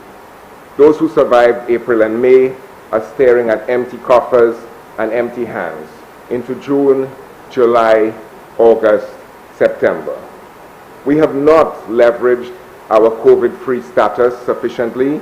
We took too long to open the domestic economy, and even now we have restricted economic resurgence with heavy laws, fees, licenses, taxes, and protocols. Even as we relax some of the health restrictions, and thank God that we have, our public announcements are still telling people to stay home, to avoid communal activity at a time when there is no evidence that COVID is contagiously spreading in our environment. There is very little risk of contamination if we are to believe our local authorities, and we ought to be encouraging more economic activity. When you go to the villages around the country, you see too many people sitting idle, doing nothing, too many shops closed, too many businesses on the edge of bankruptcy. If we are COVID-free, we are COVID-free. If we are not, then let us say so. But the evidence suggests that we are COVID-free as far as the domestic economy is concerned, and as I had explained in an article not so long ago, we need to maximize that opportunity, that good result that we have, we need to maximize it. In the meantime, we are desperately seeking some viable formula for reopening our borders. We understand that, but we need to generate business among ourselves and make the most of what is left of the dollar and share it among ourselves. Indeed, with borders closed and consumption close to basics, this is the very time that scarce money is likely to circulate more successfully in the economy, circulate and recirculate, so that various businesses can benefit from each other and be more sustainable. This would create much needed income for local business people, and especially the self-employed who are not highly dependent on imports. Barbers, seamstresses, community shops, restaurants, transport, farmers, boutiques, tradespeople, hairdressers, artists, entertainers, and the like. These people are not entirely dependent on the tourism dollar. Let us get their businesses up and running. Let us allow them to go out and earn a decent standard of living. Policymakers estimate that only 15 cents of each tourism dollar remains in the local economy? If so, we need to identify where the other 85 cents is, reduce that leakage, reduce it over time over the next 5 years. For those who are coming into office or staying in office, an election promise and a strategy to achieve that would just about attract the attention of voters. That would give our people a greater sense of ownership in this conspicuously expensive lead sector into which we pour so much public support by way of incentives and land and other assets and cold hard cash. Imagine a tourism industry brimming with local participation, stable employment, long-term equity, expanding ownership, accelerating incomes, enhanced prospects for growth and wealth formation. There are many things that we can be doing. Regional travel and tourism could be a viable shortcut to the medium-term strategy. Our COVID statistics are impressive around the entire Caribbean. We could conceivably establish much of the region as a safe bubble for at least travel among ourselves. This would support the smaller Airbnb and boutique properties. Extra-regionally, we could target visitors from low-risk areas who want to travel to low-risk destinations in the Caribbean, thus reducing our exposure to health risks. Clearly, with spikes happening now in the US, particularly the New York area, which actually seems to be cresting, but particularly Miami and other eastern seaboard cities, we need to be very careful about the strategy we deploy to reopen the borders. The EU has just declined to permit persons from the US to visit their shores in their latest announcements of who is eligible to travel. And instead of opening up the region and opening up the domestic economy promptly, what we have done is to remain closed, even to each other, forcing our regional airline to go bankrupt. This is an indicator, this should be a warning call of what is happening elsewhere in the economy, and it makes no sense. Long before its death, regional governments have been sucking taxes out of the airline's bloodstream and making interregional travel uncompetitive, making the region itself less reliant. That makes no sense. Nor does it make sense to extract 50% of airfares in taxes and fees and charges. St. Lucia could lead that charge to improve tourism competitiveness and boost regional travel prospects, especially at this time. Let us be champions of a new regional travel regime. We can do it. We have to do it. We have to do better because we can, and because what we have is not working. It's not working for anybody. We need new approaches, Madam President. The demise of LIAT suggests a lesson, and instead of another bailout or some scheme where the few well-placed people seek opportunity for themselves, governments could see the value of encouraging public companies broadly held by ordinary people who can invest and buy shares and therefore be owners in their own Caribbean airline. We have not properly explored this model of broad financial participation anywhere in the economy. And while there is money sitting idle in banks seeking opportunity, we idle ourselves missing opportunity. Whatever replaces LIAT could be such a model. Let us invest in ourselves, let us invest in our airline instead of always looking for messiahs from abroad. We can do better than creating some other privately controlled public company with no public governance, no market logic, no transparency, and no doubt another bailout when it fails. Somehow, we seem to prefer power over poverty instead of democratic autonomy. Let us get the markets working. Let us get our investments yielding as they should. I believe this budget could have focused more specifically on energy security, and that's just one example. Reducing energy costs. Whereas energy costs represent some 10% or less of the average room rate in other destinations, Caribbean hotel energy costs can be as high as 25 or 30% of the room rate. There's a huge opportunity to liberalize energy sectors using green energy options, creating more opportunity for local businesses. These are the sort of policy shifts, Madam President, we need to see now that we understand the vulnerabilities of the sector in its present form. Madam President, 4 central bank governors from Jamaica, Guyana, Barbados, and the Eastern Caribbean Central Bank, speaking at the 2020 Caribbean Economic Forum, emphasized that in this COVID environment, economic policy should focus on protecting jobs, protecting business, protecting the economy. The Eastern Caribbean Central Bank Governor, Antoine, in particular, predicts a contraction in 2020 from positive 3.5% to negative 20% this year, 2020 alone. So we have to be realistic about how we plan to absorb that tremendous shock. That range is almost 25%, which by September, that is where we are going to be. So we need to acknowledge this and we need to be realistic about it. It is inevitable that the money supply will shrink. It will shrink significantly due to the fall-off in foreign exchange. The fall-off of foreign exchange comes from the fall-off in tourism. That is our principal foreign exchange earner. That should be a primary concern. And given this likelihood, it is far from certain, Madam President, that government's revenue prediction is going to be achieved. Nor is it clear that our fiscal response should be to borrow until that revenue level is achieved to support the expenditure level that we desire. It would be far more prudent to review the revenue position downward and adjust expenditure to suit. We would not borrow to repaint our house when we have both lost our jobs. We might repair the house to make it stronger in the face of the hurricane season, but unnecessary cosmetics we can do without. We do not need. Much has been made in that regard about the debt to GDP ratio. We know it looks better because the rebasing has given us a larger GDP, a larger denominator, but it has not given us smaller debt. So the claim of a lower debt to GDP ratio is mostly cosmetic. The rebasing of GDP is a statistical adjustment. It has appeared to create fiscal space, but it's not.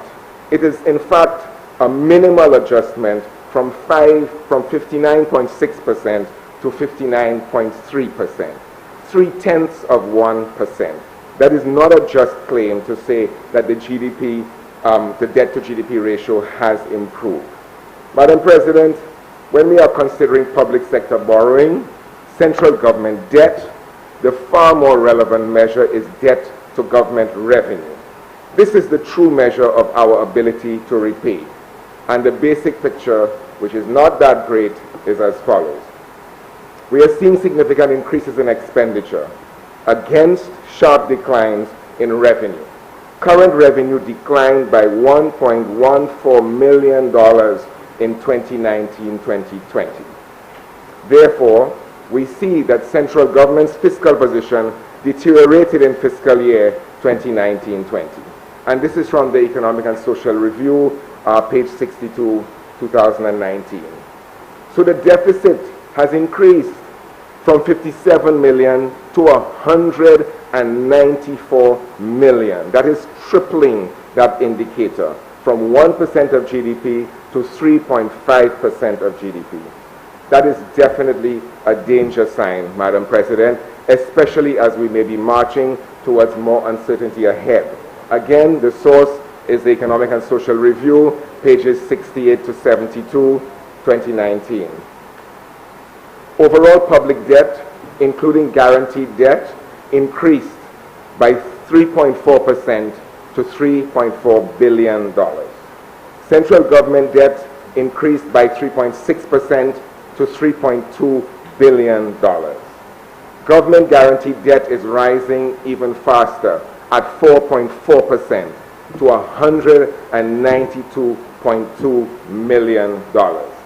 And it will increase again by about 30% when we estimate or when we include the borrowing of $100 million for Humanora International Airport. So short-term public debt, Madam President, is also accelerating, 32.5% increase. That means less fiscal space, not more. And the average time to maturity, which is the length of the maturity of the loans that we are taking, is also shrinking. It's not shrinking significantly, but from 5.4 to 5.1, that is movement in the wrong direction. It should be getting better and not getting worse. Debt service payments increased by 7.7%. And total debt service now accounts for 26.5 cents of every dollar that we raise. That is up from 24.4 cents of every dollar that we raise. And in other words, that is a deterioration of 8.6%. Debt service has been rising steadily since 2014. Debt to the public sector. If you look at the banking system, Madam President, debt to the public sector is the largest change in the finance and banking picture, and it increased by 20% in 2019. That in itself is not worrying, but when you look at the rest of what is happening in the banking sector, there is cause for concern. Lending to agriculture and fisheries, down 26%. Banana exports, down 20%. Banana revenue, down 15%. Lending to tourism, down 13%. Lending to public utilities, down 13%. Construction and land development, down 24.8%. What this suggests, Madam President, is that government is using up a lot of the liquidity in the banking system. And as we know, the banking sector recently collectively declined additional exposure to government paper. But it also suggests that while the banks are liquid, there is a decline in viable projects coming from the private sector.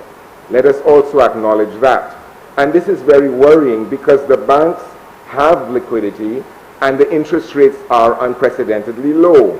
So it means that there is something wrong in the macro construct.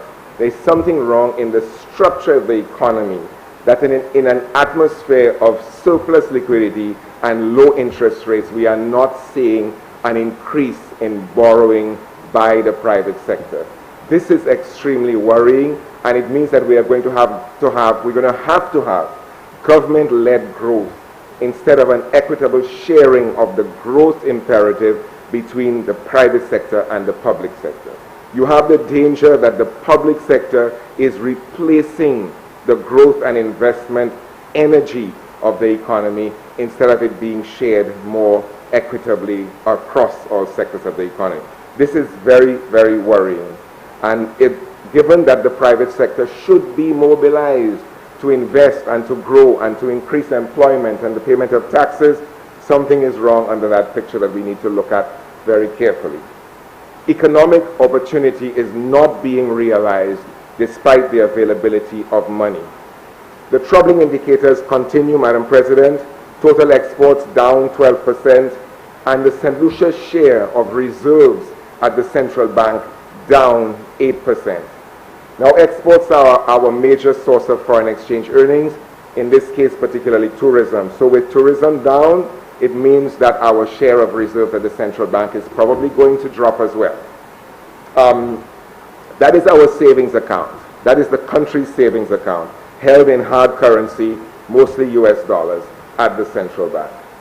It is one of our best indicators of our ability to import goods and services, which we need vitally to sustain ourselves in the months ahead, especially these months where we honestly don't know what's going to be happening. If tourism continues to underperform, it will cause those indicators to deteriorate further. We say that against an environment where unemployment is at 16.8%. That is a wonderful decline from where it was, but it is still extremely high. And we must also admit that youth unemployment is even higher than that. It's approximately double. Regional average for unemployment, Madam President, is 4%. That's the OECS regional average for unemployment is 4%. We are 4 times higher than the regional average in an economy which should be leading the way in terms of the OECS picture. So even if we're not experts in these matters, and it might sound a little bit complex, our sense of unease is somewhat justified, and we look to the budget to ease that discomfort. These figures point to the need, Madam President, for substantial transformation in our economy. Not little bits and pieces, not a string of pretty jewels, but actual, consistent, and complex, integrated projects and programs and structural reform that is really going to change the basis of how we live and how we earn our keep. The premise is that while the government may be doing its very best to manage the economy, the model itself really needs to change. Consider our wild fluctuations in growth rates.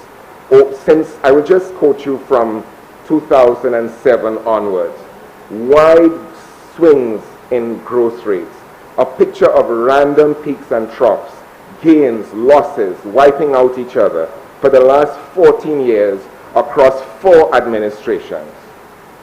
March 2007, GDP growth marginal at 1.9%. That's really nothing compared to population growth, so you can discount it.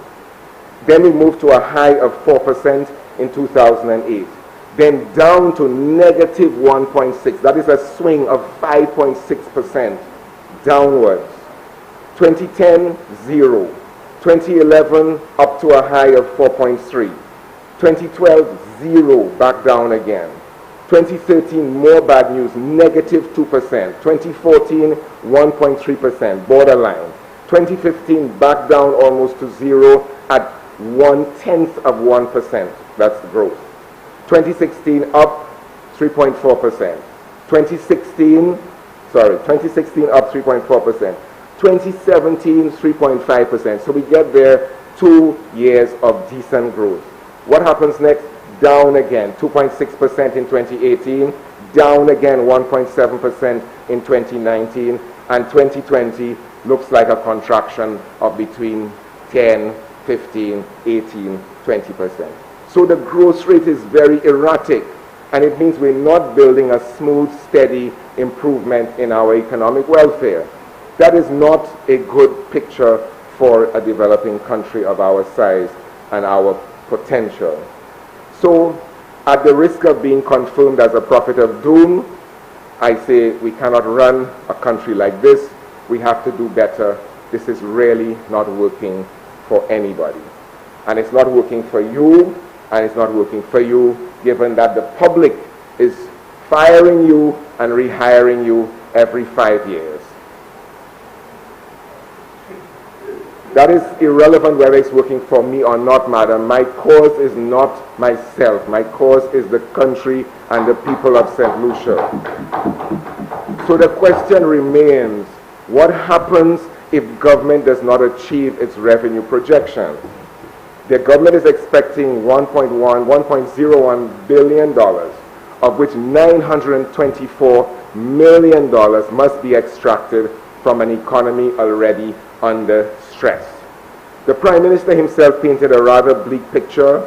He explained the level of debt and the level of uncertainty and the fact that we have some $700 million of debt to be rolled over.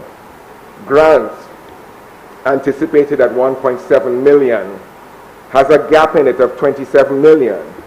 And in his budget address, New Challenges, New Opportunities, there's a gap of 27 million which is not financed in the anticipated level of grants that we need to realize the revenue projection. So we have a problem. And it would seem that it is unlikely that we will see any major strategy to sustain disposable income for households or to support the balance sheets of businesses which may be on the edge. The restaurant sector is one such example. They're under stress. They're crying out. Their position reflects the position of many businesses who are hoping that we will achieve some balance between health protocols and economic resuscitation. We understand that these are difficult issues, but I want to just say once again, there are many businesses on the edge, and if we don't have clarity and have it soon, we are going to have a wave of unemployment that we are not going to be able to recover from anytime soon. This is nobody's wish. This is nobody's wish. But we have to be realistic about the dangers we are facing and not pretend that everything is going to be all right. So we should be considering if we can raise the resources. Senator, you have 15 more minutes. Thank you, Madam President. Yes, please.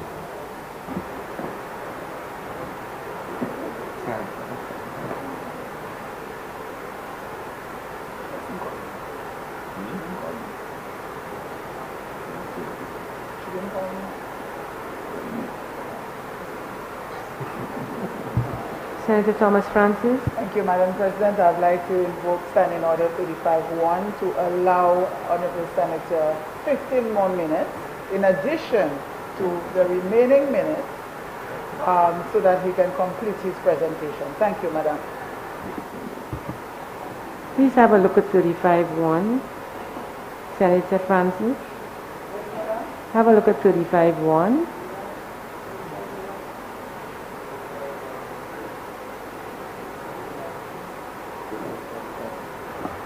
Sorry, Madam, 35, 3. Sorry. Honorable Senators, the question is that Standing Order 35-3 be invoked to allow the Senator an additional, how many minutes, Senator? 15 minutes to make his contribution. Excuse me, 15 minutes. 20 minutes, he says, Madam. I'm sorry. An additional 20 minutes to make his contribution. I now put the question. As many as are of that opinion, say aye. Aye. As many as are of a contrary opinion, say no. I think the ayes have it. The ayes have it. Leave is granted. Thank you, Senator Auger. Thank you, Madam President. So, Madam President, the question is, will we be able to afford any substantial stimulus package, which we have heard about, but I don't think has been rolled out as yet, 4 months after sectors have held on through March, April, May, and June? Will we be seeing something substantial that's going to get us through the rest of the season? Some of us have kept our employees paid and with us and kept our doors open until now, but that cannot continue for very much longer.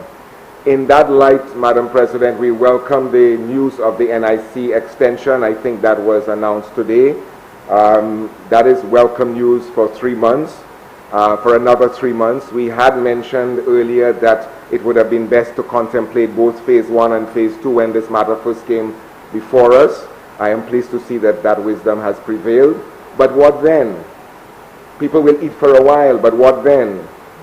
Job loss, bills, debt, food, children, school books, depleted savings, mortgages, health, stress. What then? So if we are now into the second phase, having completed the first phase, then we ought to ask ourselves what has to follow in case, so we can be prepared. And fiscal conservatism, I think, is what we need to be doing right now to see how we can hold some pennies back for the unforeseen. I would like to suggest once again that payroll support is a better approach to throwing people on the breadline and hoping to sustain them with some marginal contribution. If we did payroll support, we would be using existing systems. Our processing times would be shorter. People would not be waiting in June or, well, July now for the beginning of the processing of claims for May, which was announced by the NSC on the radio last week or so. Please be patient with us. We are just starting May. That was what the announcement said. But we're in July, Madam President. And if we would use a system of payroll support, then employers, employees, and the government could share the burden of keeping people's salary. And as we open the economy, that is a better formula than allowing people to become laid off and redundant and hoping that we will have something to sustain them. The United States is currently reviewing its payroll support approach to this crisis, and I'm sure there are lessons there that we could learn. But they've actually managed to use less resources than they anticipated, and the system seems to be working, so we could probably check it out and see what we could learn from them. But the important thing is that it shares the cost, it spreads the burden between government, the employee, and the employer. And that is a far more sustainable model than what we are practicing right now. It is encouraging to note also, Madam President, that Governor Antoine of the ECCB agrees that the time is right to incorporate unemployment benefits into the mandates of NICs across the region. Not just here in St. Lucia, but across the region. So while we receive a lot of criticism for those kinds of suggestions, there is some wisdom to it. And it is clear that using subscribers' pensions to bail out governments is happening far too often across the region, and we are destabilizing the only single pool of resources that we have of that magnitude anywhere in our economies. We must do better because we can do better and because this is not working. Madam President, regarding the policy environment within which this budget comes before us, Madam President, the CMO is a capable, even a heroic professional, but her medical advice has to be weighed by the policymakers against the practicalities of economy and business. We seem to be hiding a little bit behind the CMO on too many issues. We need to come out, take her health advice in the fullness of its rightness, and balance that with the realities of what we need to get our people back to work and get our economy rolling again. Let us respectfully understand that she would not know all things, and we need to help.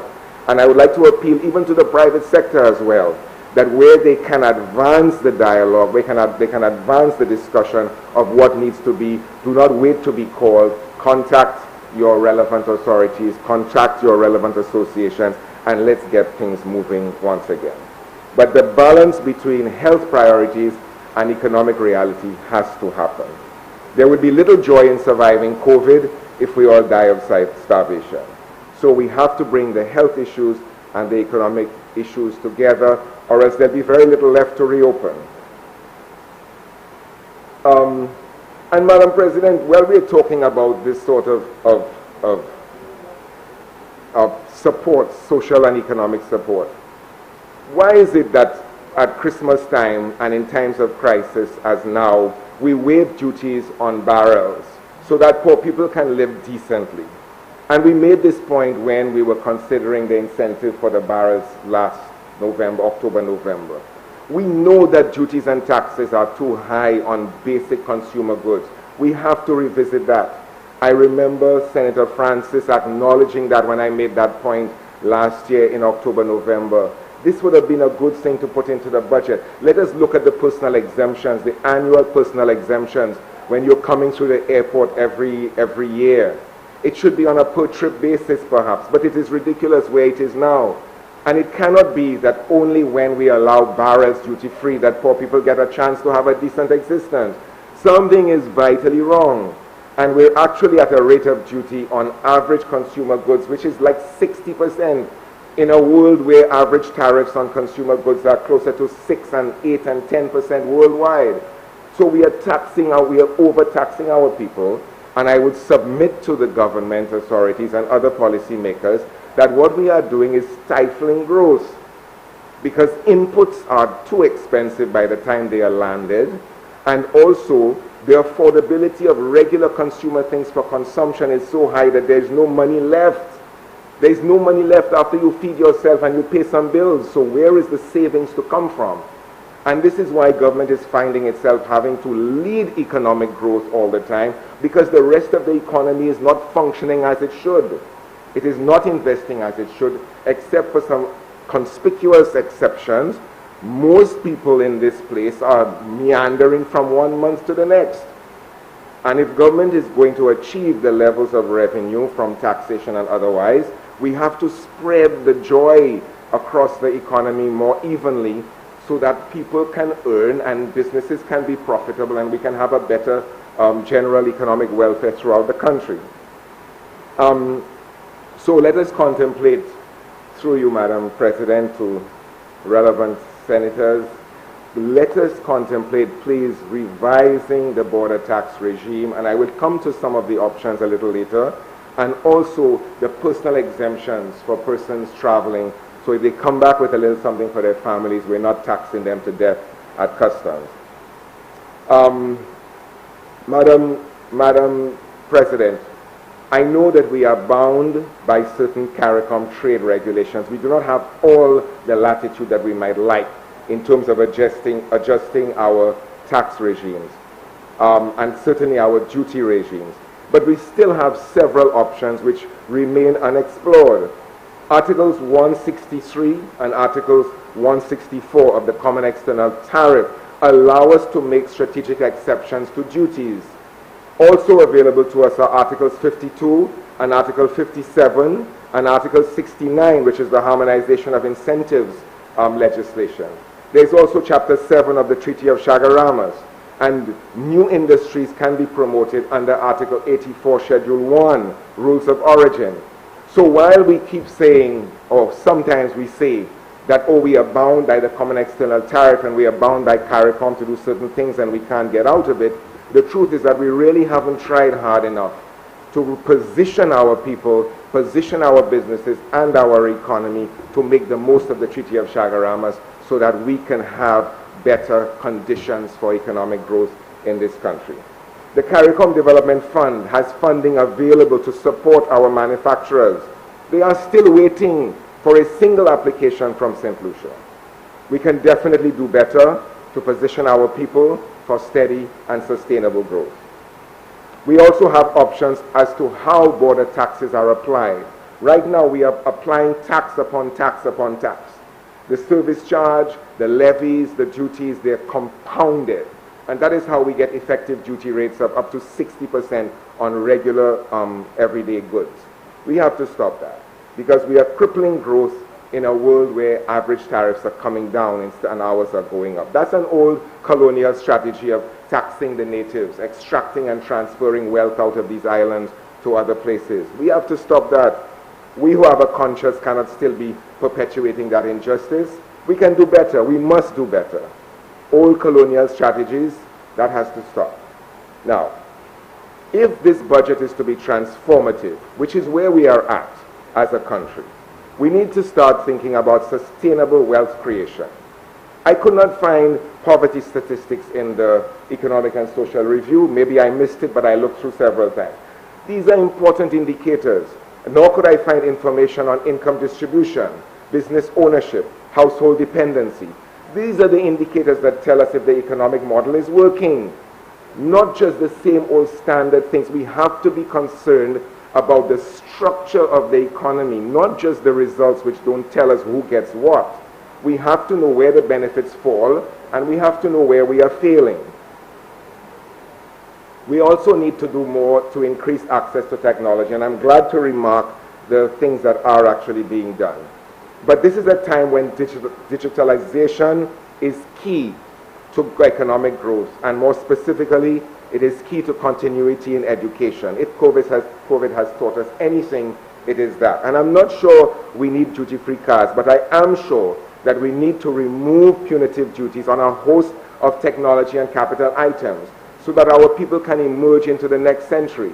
We have this practice of taking as much money from our people every time they are making a substantial investment in themselves. We tax them, whether it's house, whether it's land, whether it's car, whether it's computers. We tax them as if black people must not have anything that is good and decent. We should be encouraging our people to invest in cutting-edge technology by making these things affordable. This is what enhances productivity. This is what enhances our technological advancement. And so right now, border taxes on capital equipment are too high in all sectors. The budget needs to address this as a critical growth factor and redirect tax collection away from inputs and into profits. Let the businesses invest, let them employ, let them grow, and tax the profit. But the easy way is to tax it at the border, but that is not serving us well.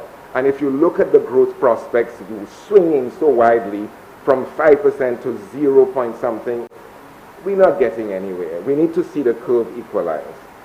Okay, so give businesses spaces to grow. Free broadband, island-wide. There have been several proposals. I'm not sure that we've implemented any of them. But there is the Universal Service Fund, which is paid for by telecommunications companies. We need to be in an environment where Wi-Fi is island-wide. That is easily achievable, and it is the most significant thing that we can do to advance economic and social development in the country. I'm not sure what we're doing about electronic books for schools, and I'm not sure if we have any information on that. But you know, previously, and maybe COVID is not such a bad thing, because previously students and parents were being forced to buy the same textbook over and over and over again because of a minor adjustment each year. That is a racket, causing parents a set of money every time. So you have a child in Form 5 who cannot use the book of the child just before him. Because they change one paragraph, there's a new edition and you're forced to buy the book again. That is a racket and it needs to stop. So I'm hoping that in this move towards online education, that we are going to free our children and our parents from this racket of always having to buy new books every September. Also regarding education, I would appreciate if someone might enlighten us on what is happening with teacher retraining, maybe during the summer interval. I don't know if anything is planned, but it is a transition from the blackboard to the screen, and not all teachers are coping with that as easily as others. So I would like to hope that there is some training for teachers to make that transition to digital teaching. Education expenditure, while we're on the subject, a major indicator, Madam President, our recurrent expenditure on tertiary education, adjusted for inflation, has not changed in 10 years. In 10 years, we have not changed the amount of money we spend on tertiary education. If there is a single indicator that tells you how your people are positioned for future growth, for future advancement, personal and professional, that would be the indicator. We need to do something about that, because that is where we start to create wealth in the country by investing in knowledge-based technologies, knowledge-based industries, and we start to move our people ahead. Our total number of secondary schools, I know sometimes that is used, it hasn't really changed in about 13 years. In fact, I think it's shrunk by 1. That is not so critical, but what we need to be looking at is our teacher-to-student ratios. I don't know where that is going, but I could not find evidence of it in my review. So the teacher-to-student ratios will also improve the quality of education available to each child. And that doesn't take more money. That just takes good planning. Adult education. Madam President, we have a vast complex of education infrastructure. Typically, we close it down at what, 2:30, 3 p.m., and it stays empty until next morning. Even in this COVID time, which is transitional, we should be thinking about how to reopen that huge multi-billion-dollar complex to create opportunities for lifelong learning. And I say this in the context of remedial education as well. Our pass rate for mathematics in 2019 was 48.6%. Less than half of the students sitting CSEC level math passed. This is from the Economic and Social Review, Table 63.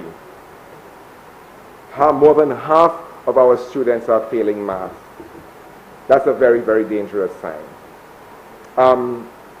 So instead of shutting down the school system, let us find ways to open it up for a host of productivity-enhancing studies, including community empowerment, parenting, self-improvement, career counseling, skills development, business management, making learning a lifelong pursuit.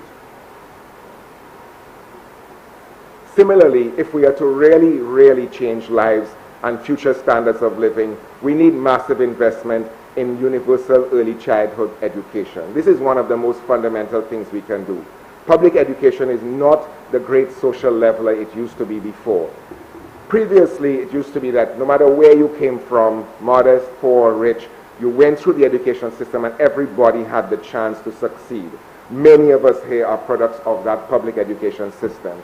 Now, education has become a commercial good. It is being rationed according to income, according to wealth. So it means that the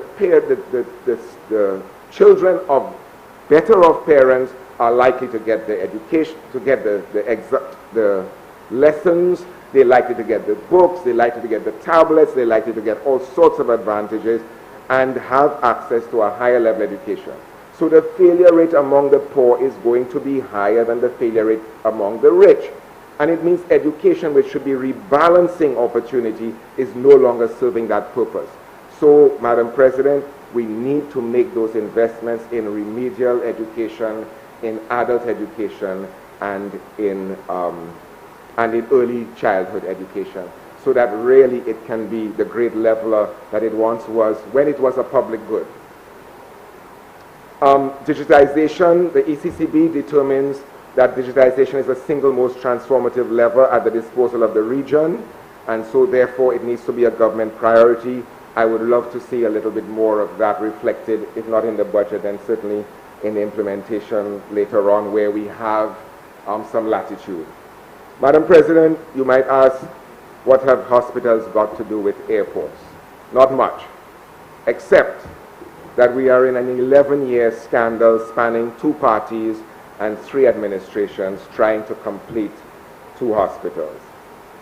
Madam President, it seems to me that every time the pool has a little feather or 2, we seem to plummet again, and we are back to square one.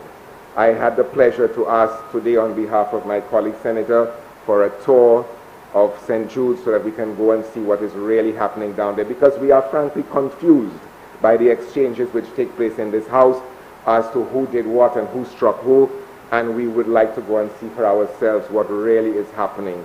If we are confused, I imagine the public is also confused, and so we're not doing much of a service to them with this constant blaming of each other.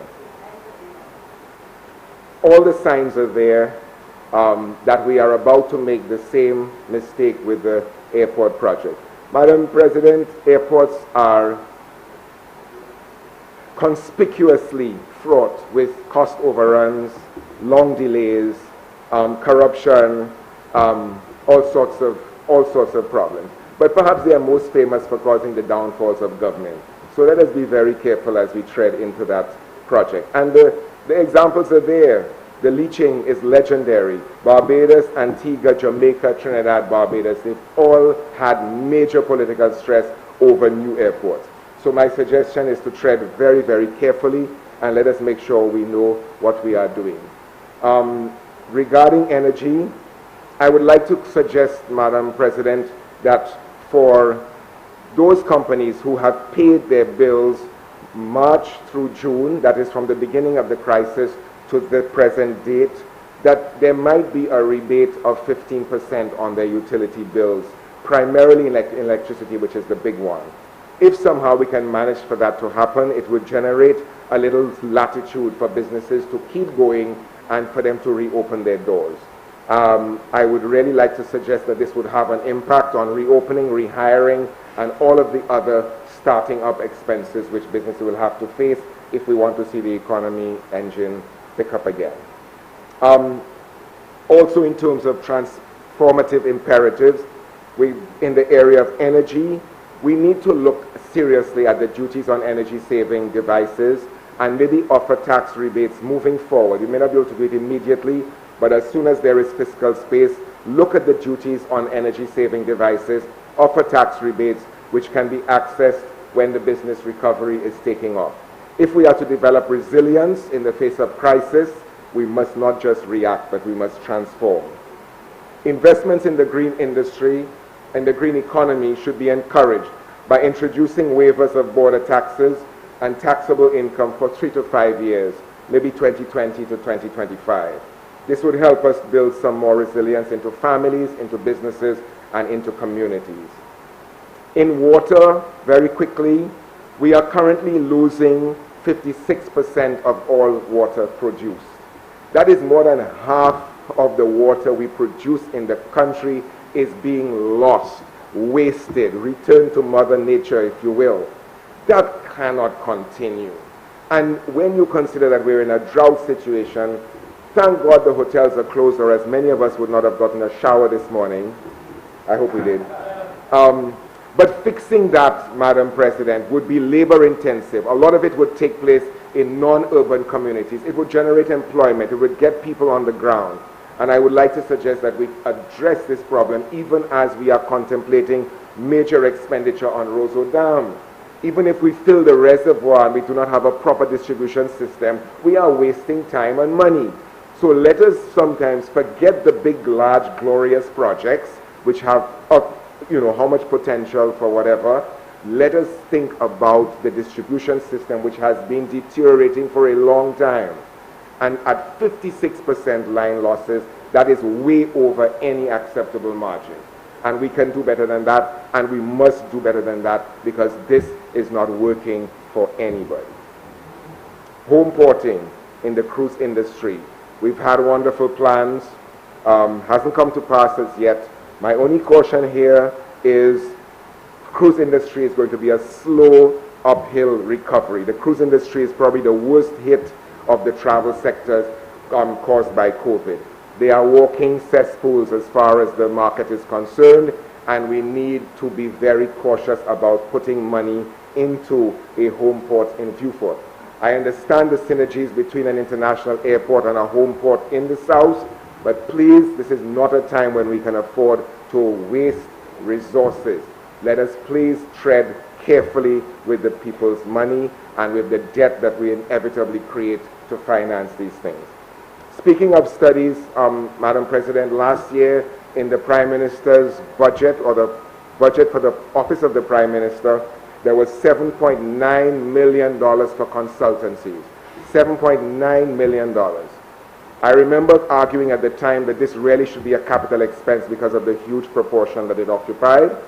That was not so, but the truth is we only spent 10% of that. Only 10% of that. So could you imagine that $760,000 out of $7.6 million set aside for contingencies in the budget of the Office of the Prime Minister?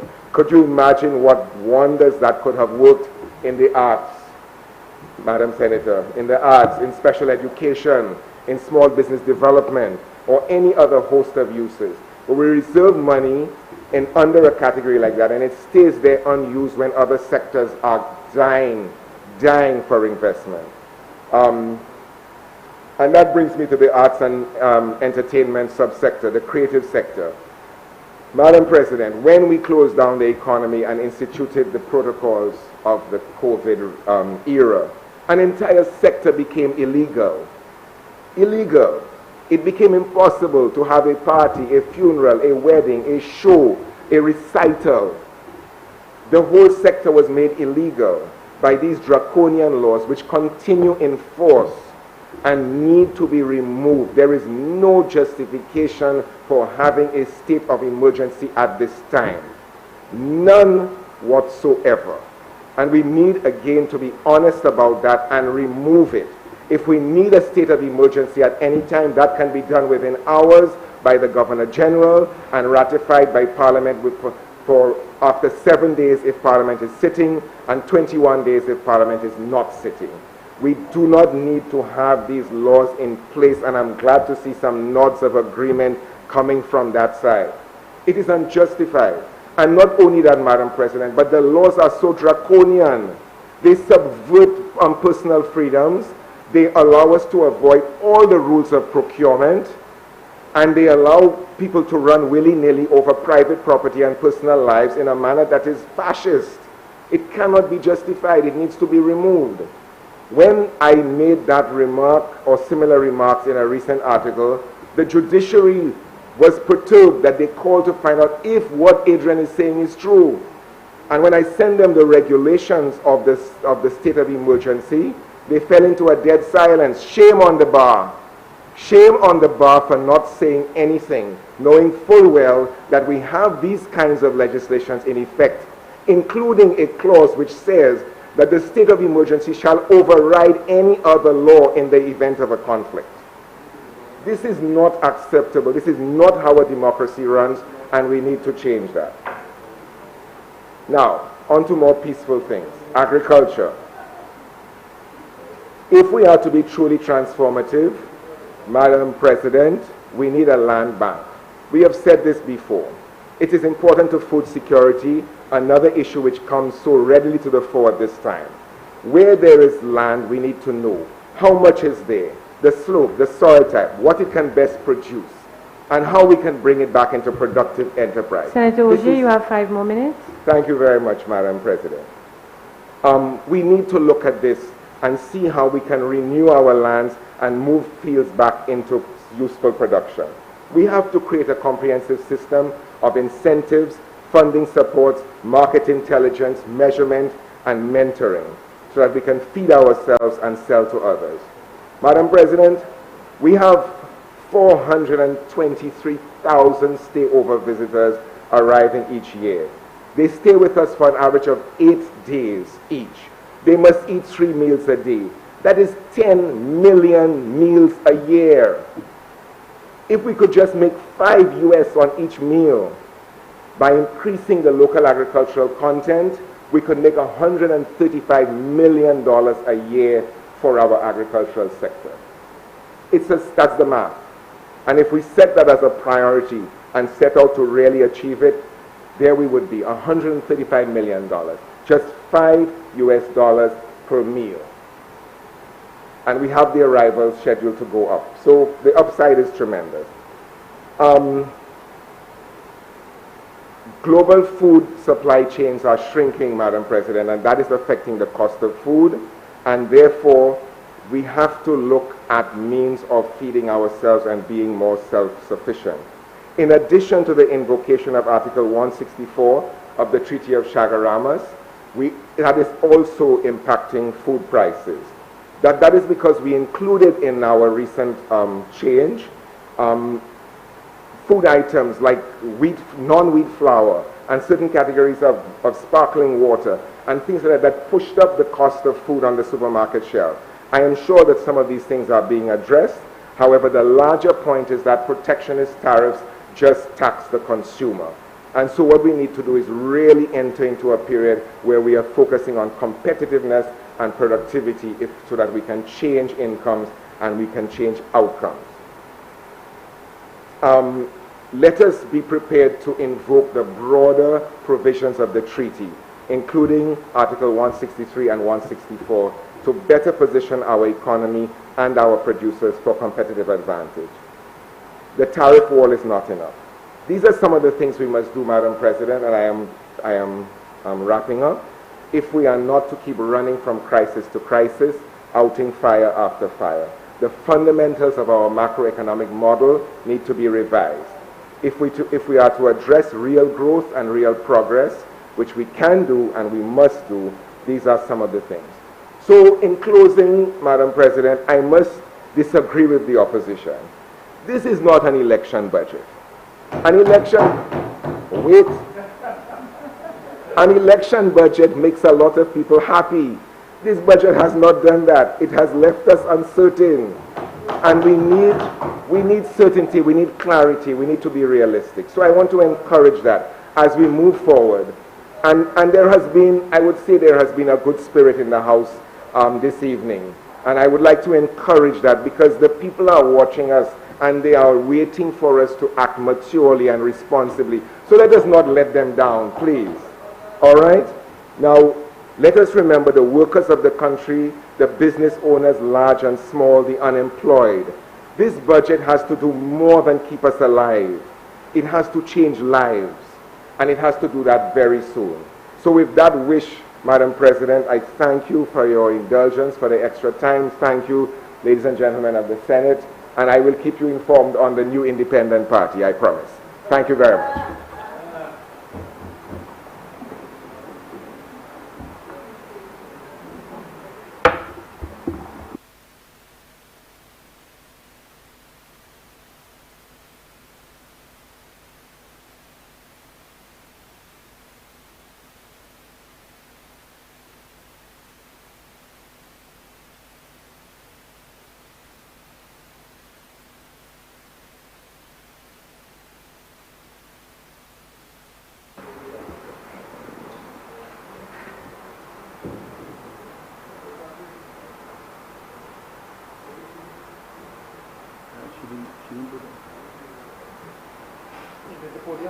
I don't know podium. Sorry. I'll be short. I'll be short.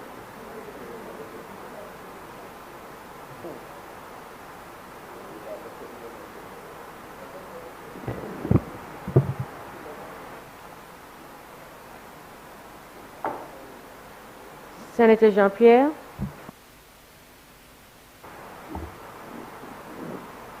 Thank you, Madam President. Good evening, Senators.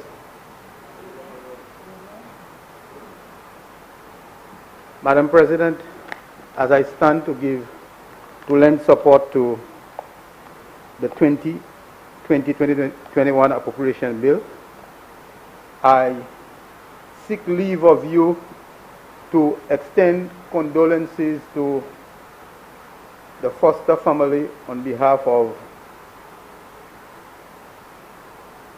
Kenneth Foster, somebody I must say, when I grew up into the politics of the Labour Party in St. Lucia, I admired very much. And when I heard of his death, the first thing that came to mind was that calypso from Trinidad, when he went up to Trinidad to defend this famous murder case. Indeed, he did make us proud with his representation as a St. Lucian in Trinidad. However, I will also like to express condolences to one of our senior taxi drivers from Mondidon who passed away. The name is Michael Romulus. We all know him as TX429, and we used to refer to him as Daddy Joe. He was laid to rest today. I would like to extend condolences to the members of Courtesy Taxi Association, in which he was a member. This gentleman served the taxi sector for quite some time at Sanders Halcyon, and I wish the organization and his family well. Madam President, I liken St. Lucia today like, it reminds me of 1996, when coincidentally on my birthday, sitting at Hiwanora Fire Station, watching Space Shuttle Challenger taking off. And it's like there was so much expectation and so much joy, like these students watching the shuttle taking off, and in a matter of minutes, the applause turned into a quiet hush. You know, I look at St. Lucia pre-COVID, nobody saw that today would have been in such a situation. The situation that we have found ourselves today, like Challenger, I asked the question, did NASA abort the space program? The answer is no. And I'm saying, in the post-COVID era, we need to rise above the challenge. And I believe that the leadership of the government through the Honorable Prime Minister has shown us that he has the ability, and the government has shown the nation that the ability is there to bounce back. And I think as a people, we ought to be resilient as a people, and we need to be truly all in. We cannot be all in only when things are nice. Let us be truly, and let us know that yes, we can, and yes, we will survive. Madam President, I will address the issues which will relate to the taxi sector, en passant tourism, and things pertaining mostly to the southern corridor of St. Lucia. And of course, I'm a politician. I will address things pertaining to the constituency of Labrie Ogier, without a doubt. Madam President, I promise, okay, I promise to be as short as possible, but however, I have to express my feelings as to where we are and where we are going. On page 46 of the Prime Minister's budget address,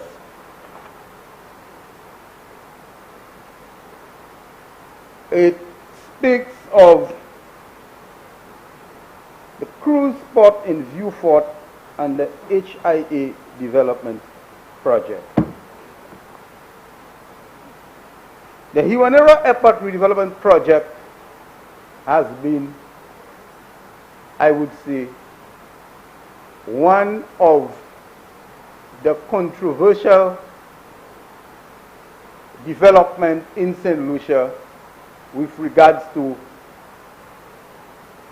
the government side, United Workers' Party, and the opposition, St. Lucia Labour Party.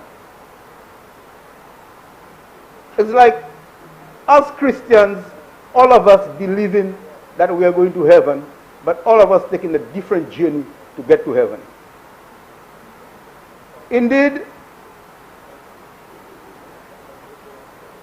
everybody seems to have the remedy as to how we get there. But my issue is when the opposition had the chance to execute the project, they allowed time to elapse and they did not execute it. So I see no relevance in the opposition trying to tell the government how to do it. You had the chance to do it. You should have done it. You should have done it. Madam President, in recent times, the term FFF has been flying around the house with great liberty. Friend, foreigners, and what is the other one? And family. Madam President, the Hiwanera Airport redevelopment tax. Today, had this tax not been suspended, most likely we would have raised a fair amount of the monies needed to finance this project. The question is, Hiwanera Airport as a touristic airport, an airport which is used mostly by tourists, which is foreigners. The tax was suspended under a campaign promise, and and whatever was collected by the previous administration, I have asked the question, what was done with it? 50 million, I was told. The question is, what was done with it? I think when we speak of in the interest of country, sometimes I ask myself, which country? Who are we interested in? And the list goes on. I do agree that the cruise terminal have to be carefully thought of at this point in time. I do concur with Senator Oja on this. But I think it is one of the excellent projects as a taxi driver. Like I said in my preamble, that we are in a situation where we were ready to take off. In come COVID, we have to revisit what direction that we are going. But I believe this cruise terminal will be a key to the development of the southern part of the island in the future. I think we need to revisit, but do not strike it off. Because I do believe that tourism, without a doubt, will still continue to be our main breadwinner in St. Lucia. We saw the transition in 1997 from agriculture, mainly a banana-based economy, to tourism, and we have seen the gains that tourism has brought to this island from 1997, since it became our major foreign exchange earner, up until today. As we speak now, I do not think that there is any one single sector in the economy that can truly replace the tourism industry in the short term. I do agree that we need to diversify. We can still diversify within the tourism industry. And when an attempt was made by this administration to move from the seawater and sand, which the mighty Choctaw said to Sir John at some point in time, that he cannot depend to take St. Lucians into heaven, we do agree that it is not only St. Lucia or the Caribbean that can offer seawater and sand. So definitely, we need to look at other forms of tourism. And I think sports tourism, which of course, horse racing offers,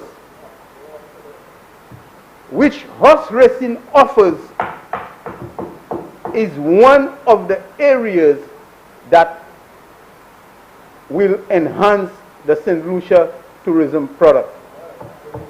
I do realize the opposition. I do not know, Madam President, whether the opposition have a phobia for horses or whether there's an obsession for horses. But at the end of the day, I realize that horses has preoccupied the minds of the opposition. And I think that we need to look at the sector as it stands and the diversification of the tourism industry, moving from the mere seawater and sand and looking at other areas of tourism whereby the country can capitalize. Madam President,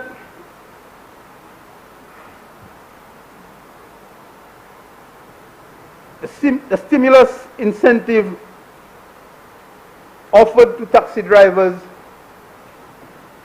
I wish to thank the Prime Minister and the NIC for reaching out to taxi drivers and other self-employed people within the tourism sector. However, I would like to send out a special appeal to my taxi driver colleagues. From 1989, when I joined the Southern Taxi Association, and even upon occupying the presidency seat for about 6 years, I've been preaching to our taxi drivers that they need to contribute to the time NIS and now NIC, and the importance of being self-employed. Do not think of the money that you make today. Do not think of the resources that you are able to gather today. When the hard time hit, or even when you find yourself in a situation as being self-employed, when you can no longer carry out your duties, you have to think of what happened tomorrow. And this is the situation that we have found ourselves today.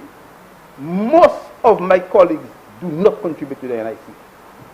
I am indeed happy that the olive branch has been extended, but I would like to tell them it's not too late, that they need to put the house in order and they need to contribute. You cannot believe that the sweat of the hard work of other St. Lucians, that you can just think it can come to you freely and then you have nothing else to do. So I believe that we as a sector, we need to revisit our operation And it will not be easy, because do not think that it is a situation that we can just get out of this hole tomorrow. We need to tighten our belt, and we need to call a spade, and we need to do what needs to be done in the circumstances. Madam President, we speak of duty-free concession for taxi drivers.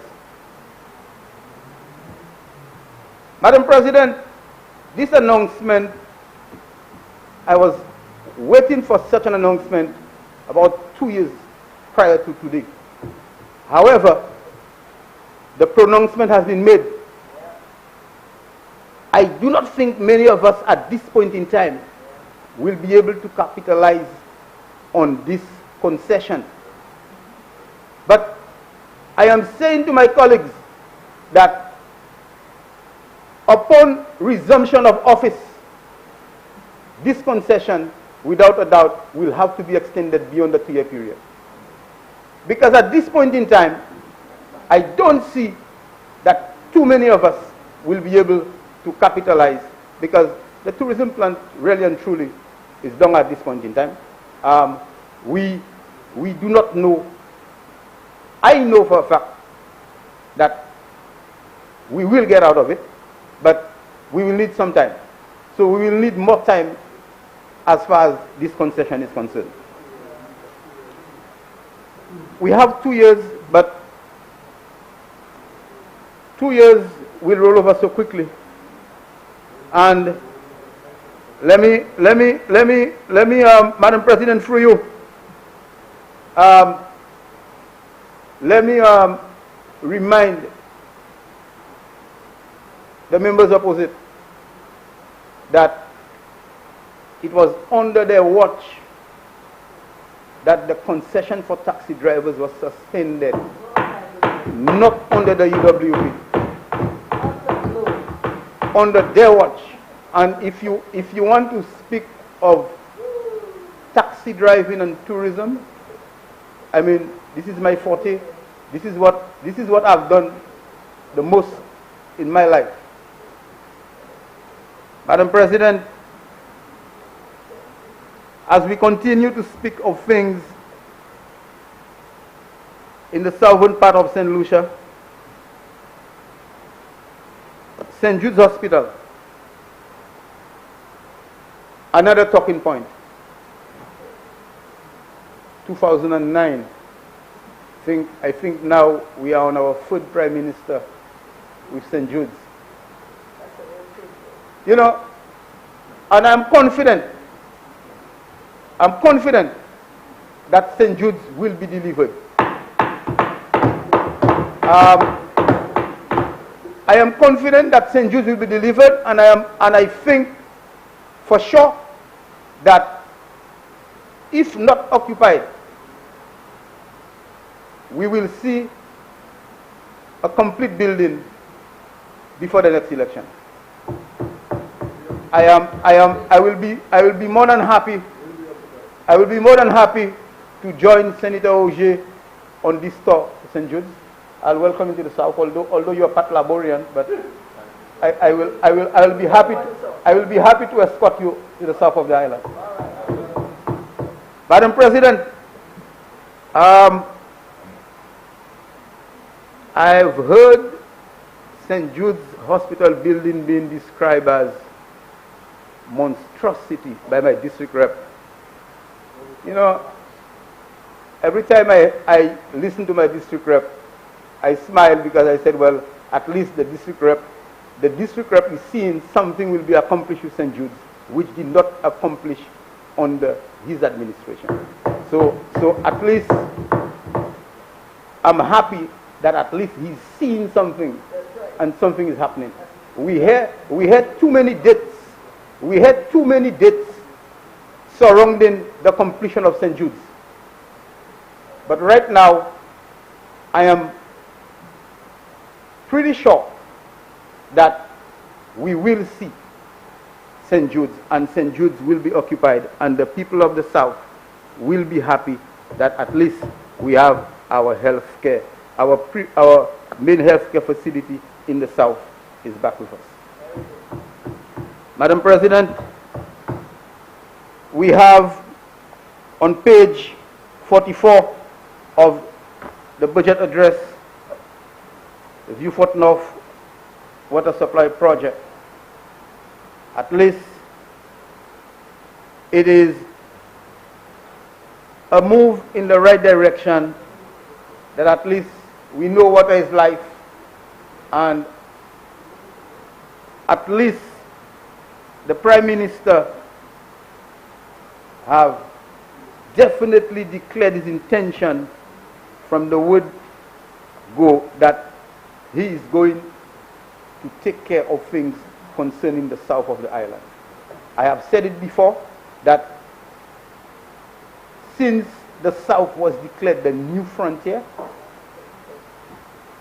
it is the first Prime Minister that has clearly demonstrated that his intention and he's serious about developing the south of the island.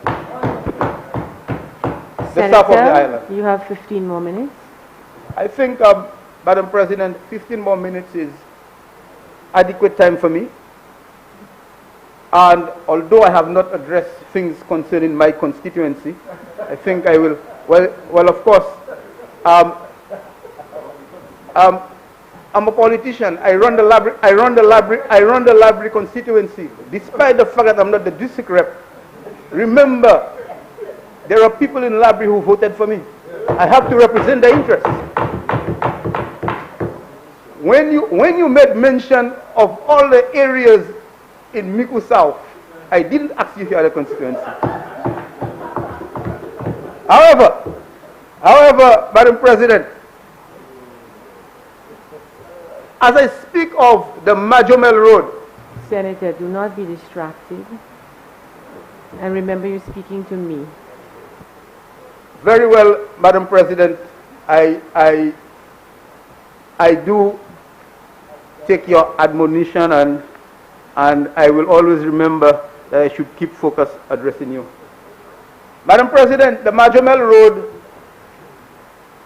it is a road in the Labrie constituency, in the country area of Labrie called Majomel. The people of this constituency have spent a lot of money, including myself, in blocking potholes in this area. It is a road, and it's a small community with maybe about 100 plus people.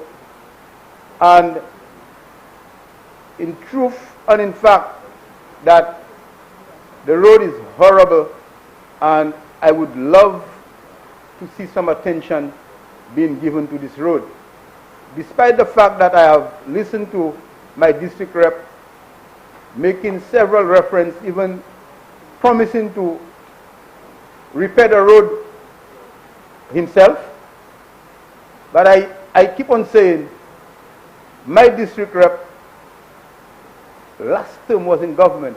Why didn't he saw it necessary to have his government to fix this road? Whilst I'm on the subject of roads, I go to Viewfort North. I am the senator that represents the south. Viewfort North, the Kako Vijay Road, I would like some attention to be given to this road. Madam President, just like Majomel, Vijay Kako is an area in St. Lucia, in Viewfort North, that strongly supports the United Workers' Party. When the Labour Party is in power, they are not preparing that road. So the government of the United Workers' Party need to do something about this road. And I say before the next election. Madam President, I speak of agriculture, and I am from an agricultural community from the area of Bans, and I think COVID-19 has given me more time than I needed to roam the constituency and to walk the roads, not drive, walk the roads, and to be able to link with the farmers and to be able to communicate one-on-one with the farmers. In the Labrie constituency, a road which joins the Vieux-Fort Neuf constituency, the area is called Vielit, and it goes down into Grace through an area that is called Vaouin. So that is Labrie, and the other side is Vieux-Fort Neuf. This road, this area is, I would say, the main hub of the agricultural sector in the south, whether it be bananas or whether it be root crop. The Vaouin area and the Vielit area, these are the two areas in the Vieux-Fort Neuf and the Labrie constituency where agriculture, but the road is horrible. Something needs to be done, and unfortunately, our last Minister of Agriculture is the district rep of Vieux-Fort Neuf. And today I have to be begging my government to do something about a road in Vieux-Fort Neuf. Unfortunately. Madam President, I think I speak of the POM area in Auger. This is a community in Auger where, unfortunately, when the Americans constructed St. Jude's, and that the history of the POM lands is that the people in the cantonment area, they were removed where they had title to the lands. They were removed from cantonment and placed in POM, and title was not given to these people. It's a situation that needs to be addressed. This needs to be addressed, and it is something which the people in this area have suffered for years. And the question of land use, and it is becoming critical, and the people of POM need at least, they need land security whereby they can go to whether the credit union or to the banks, and they can present a title that at least they don't have to depend on government. They can send the children to school. And this is the situation that we found ourselves in. Madam President, I keep on hearing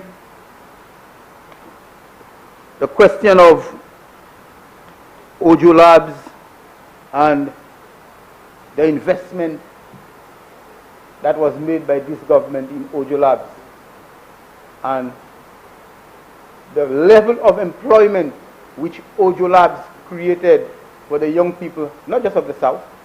There are people from Grosy, there are people from Castries that work at Ojo Labs. Unfortunately, we were hit by COVID. Like everything else in St. Lucia right now, the operations had to be suspended, and being a U.S. company, we are not even too sure what is going to happen to Ojo Labs.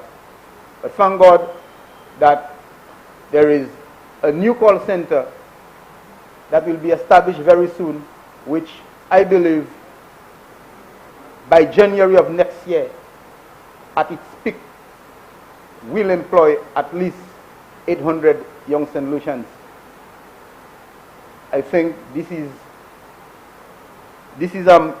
great hope for the young people of the South, and I give my fullest support to our team for looking at things pertaining to the South.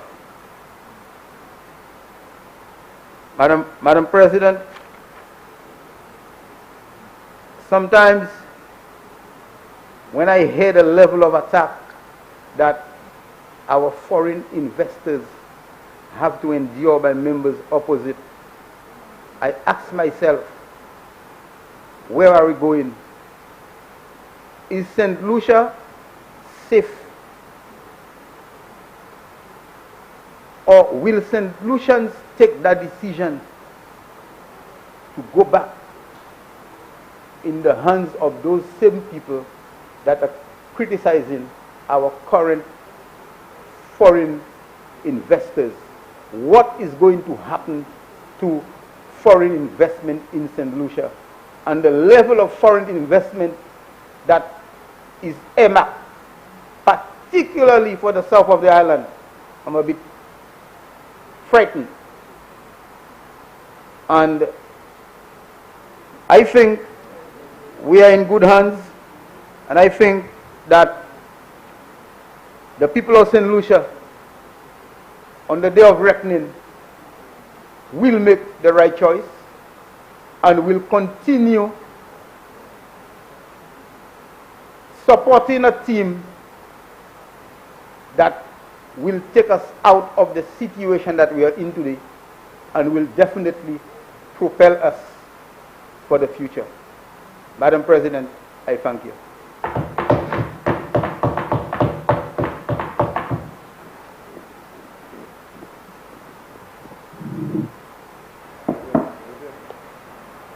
Oops, sorry.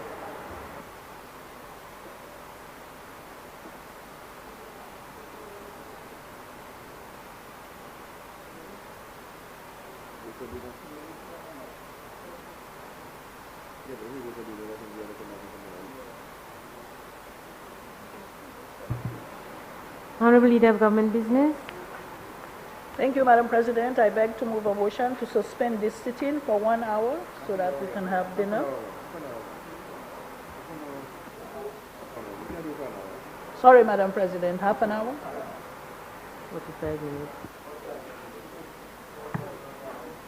45. Senators, the question is that the sitting of the Senate be suspended for 1 hour for 45 minutes for dinner. I now put the question. As many as are of that opinion say aye. As many as are of a contrary opinion say no. I think the ayes have it. The ayes have it.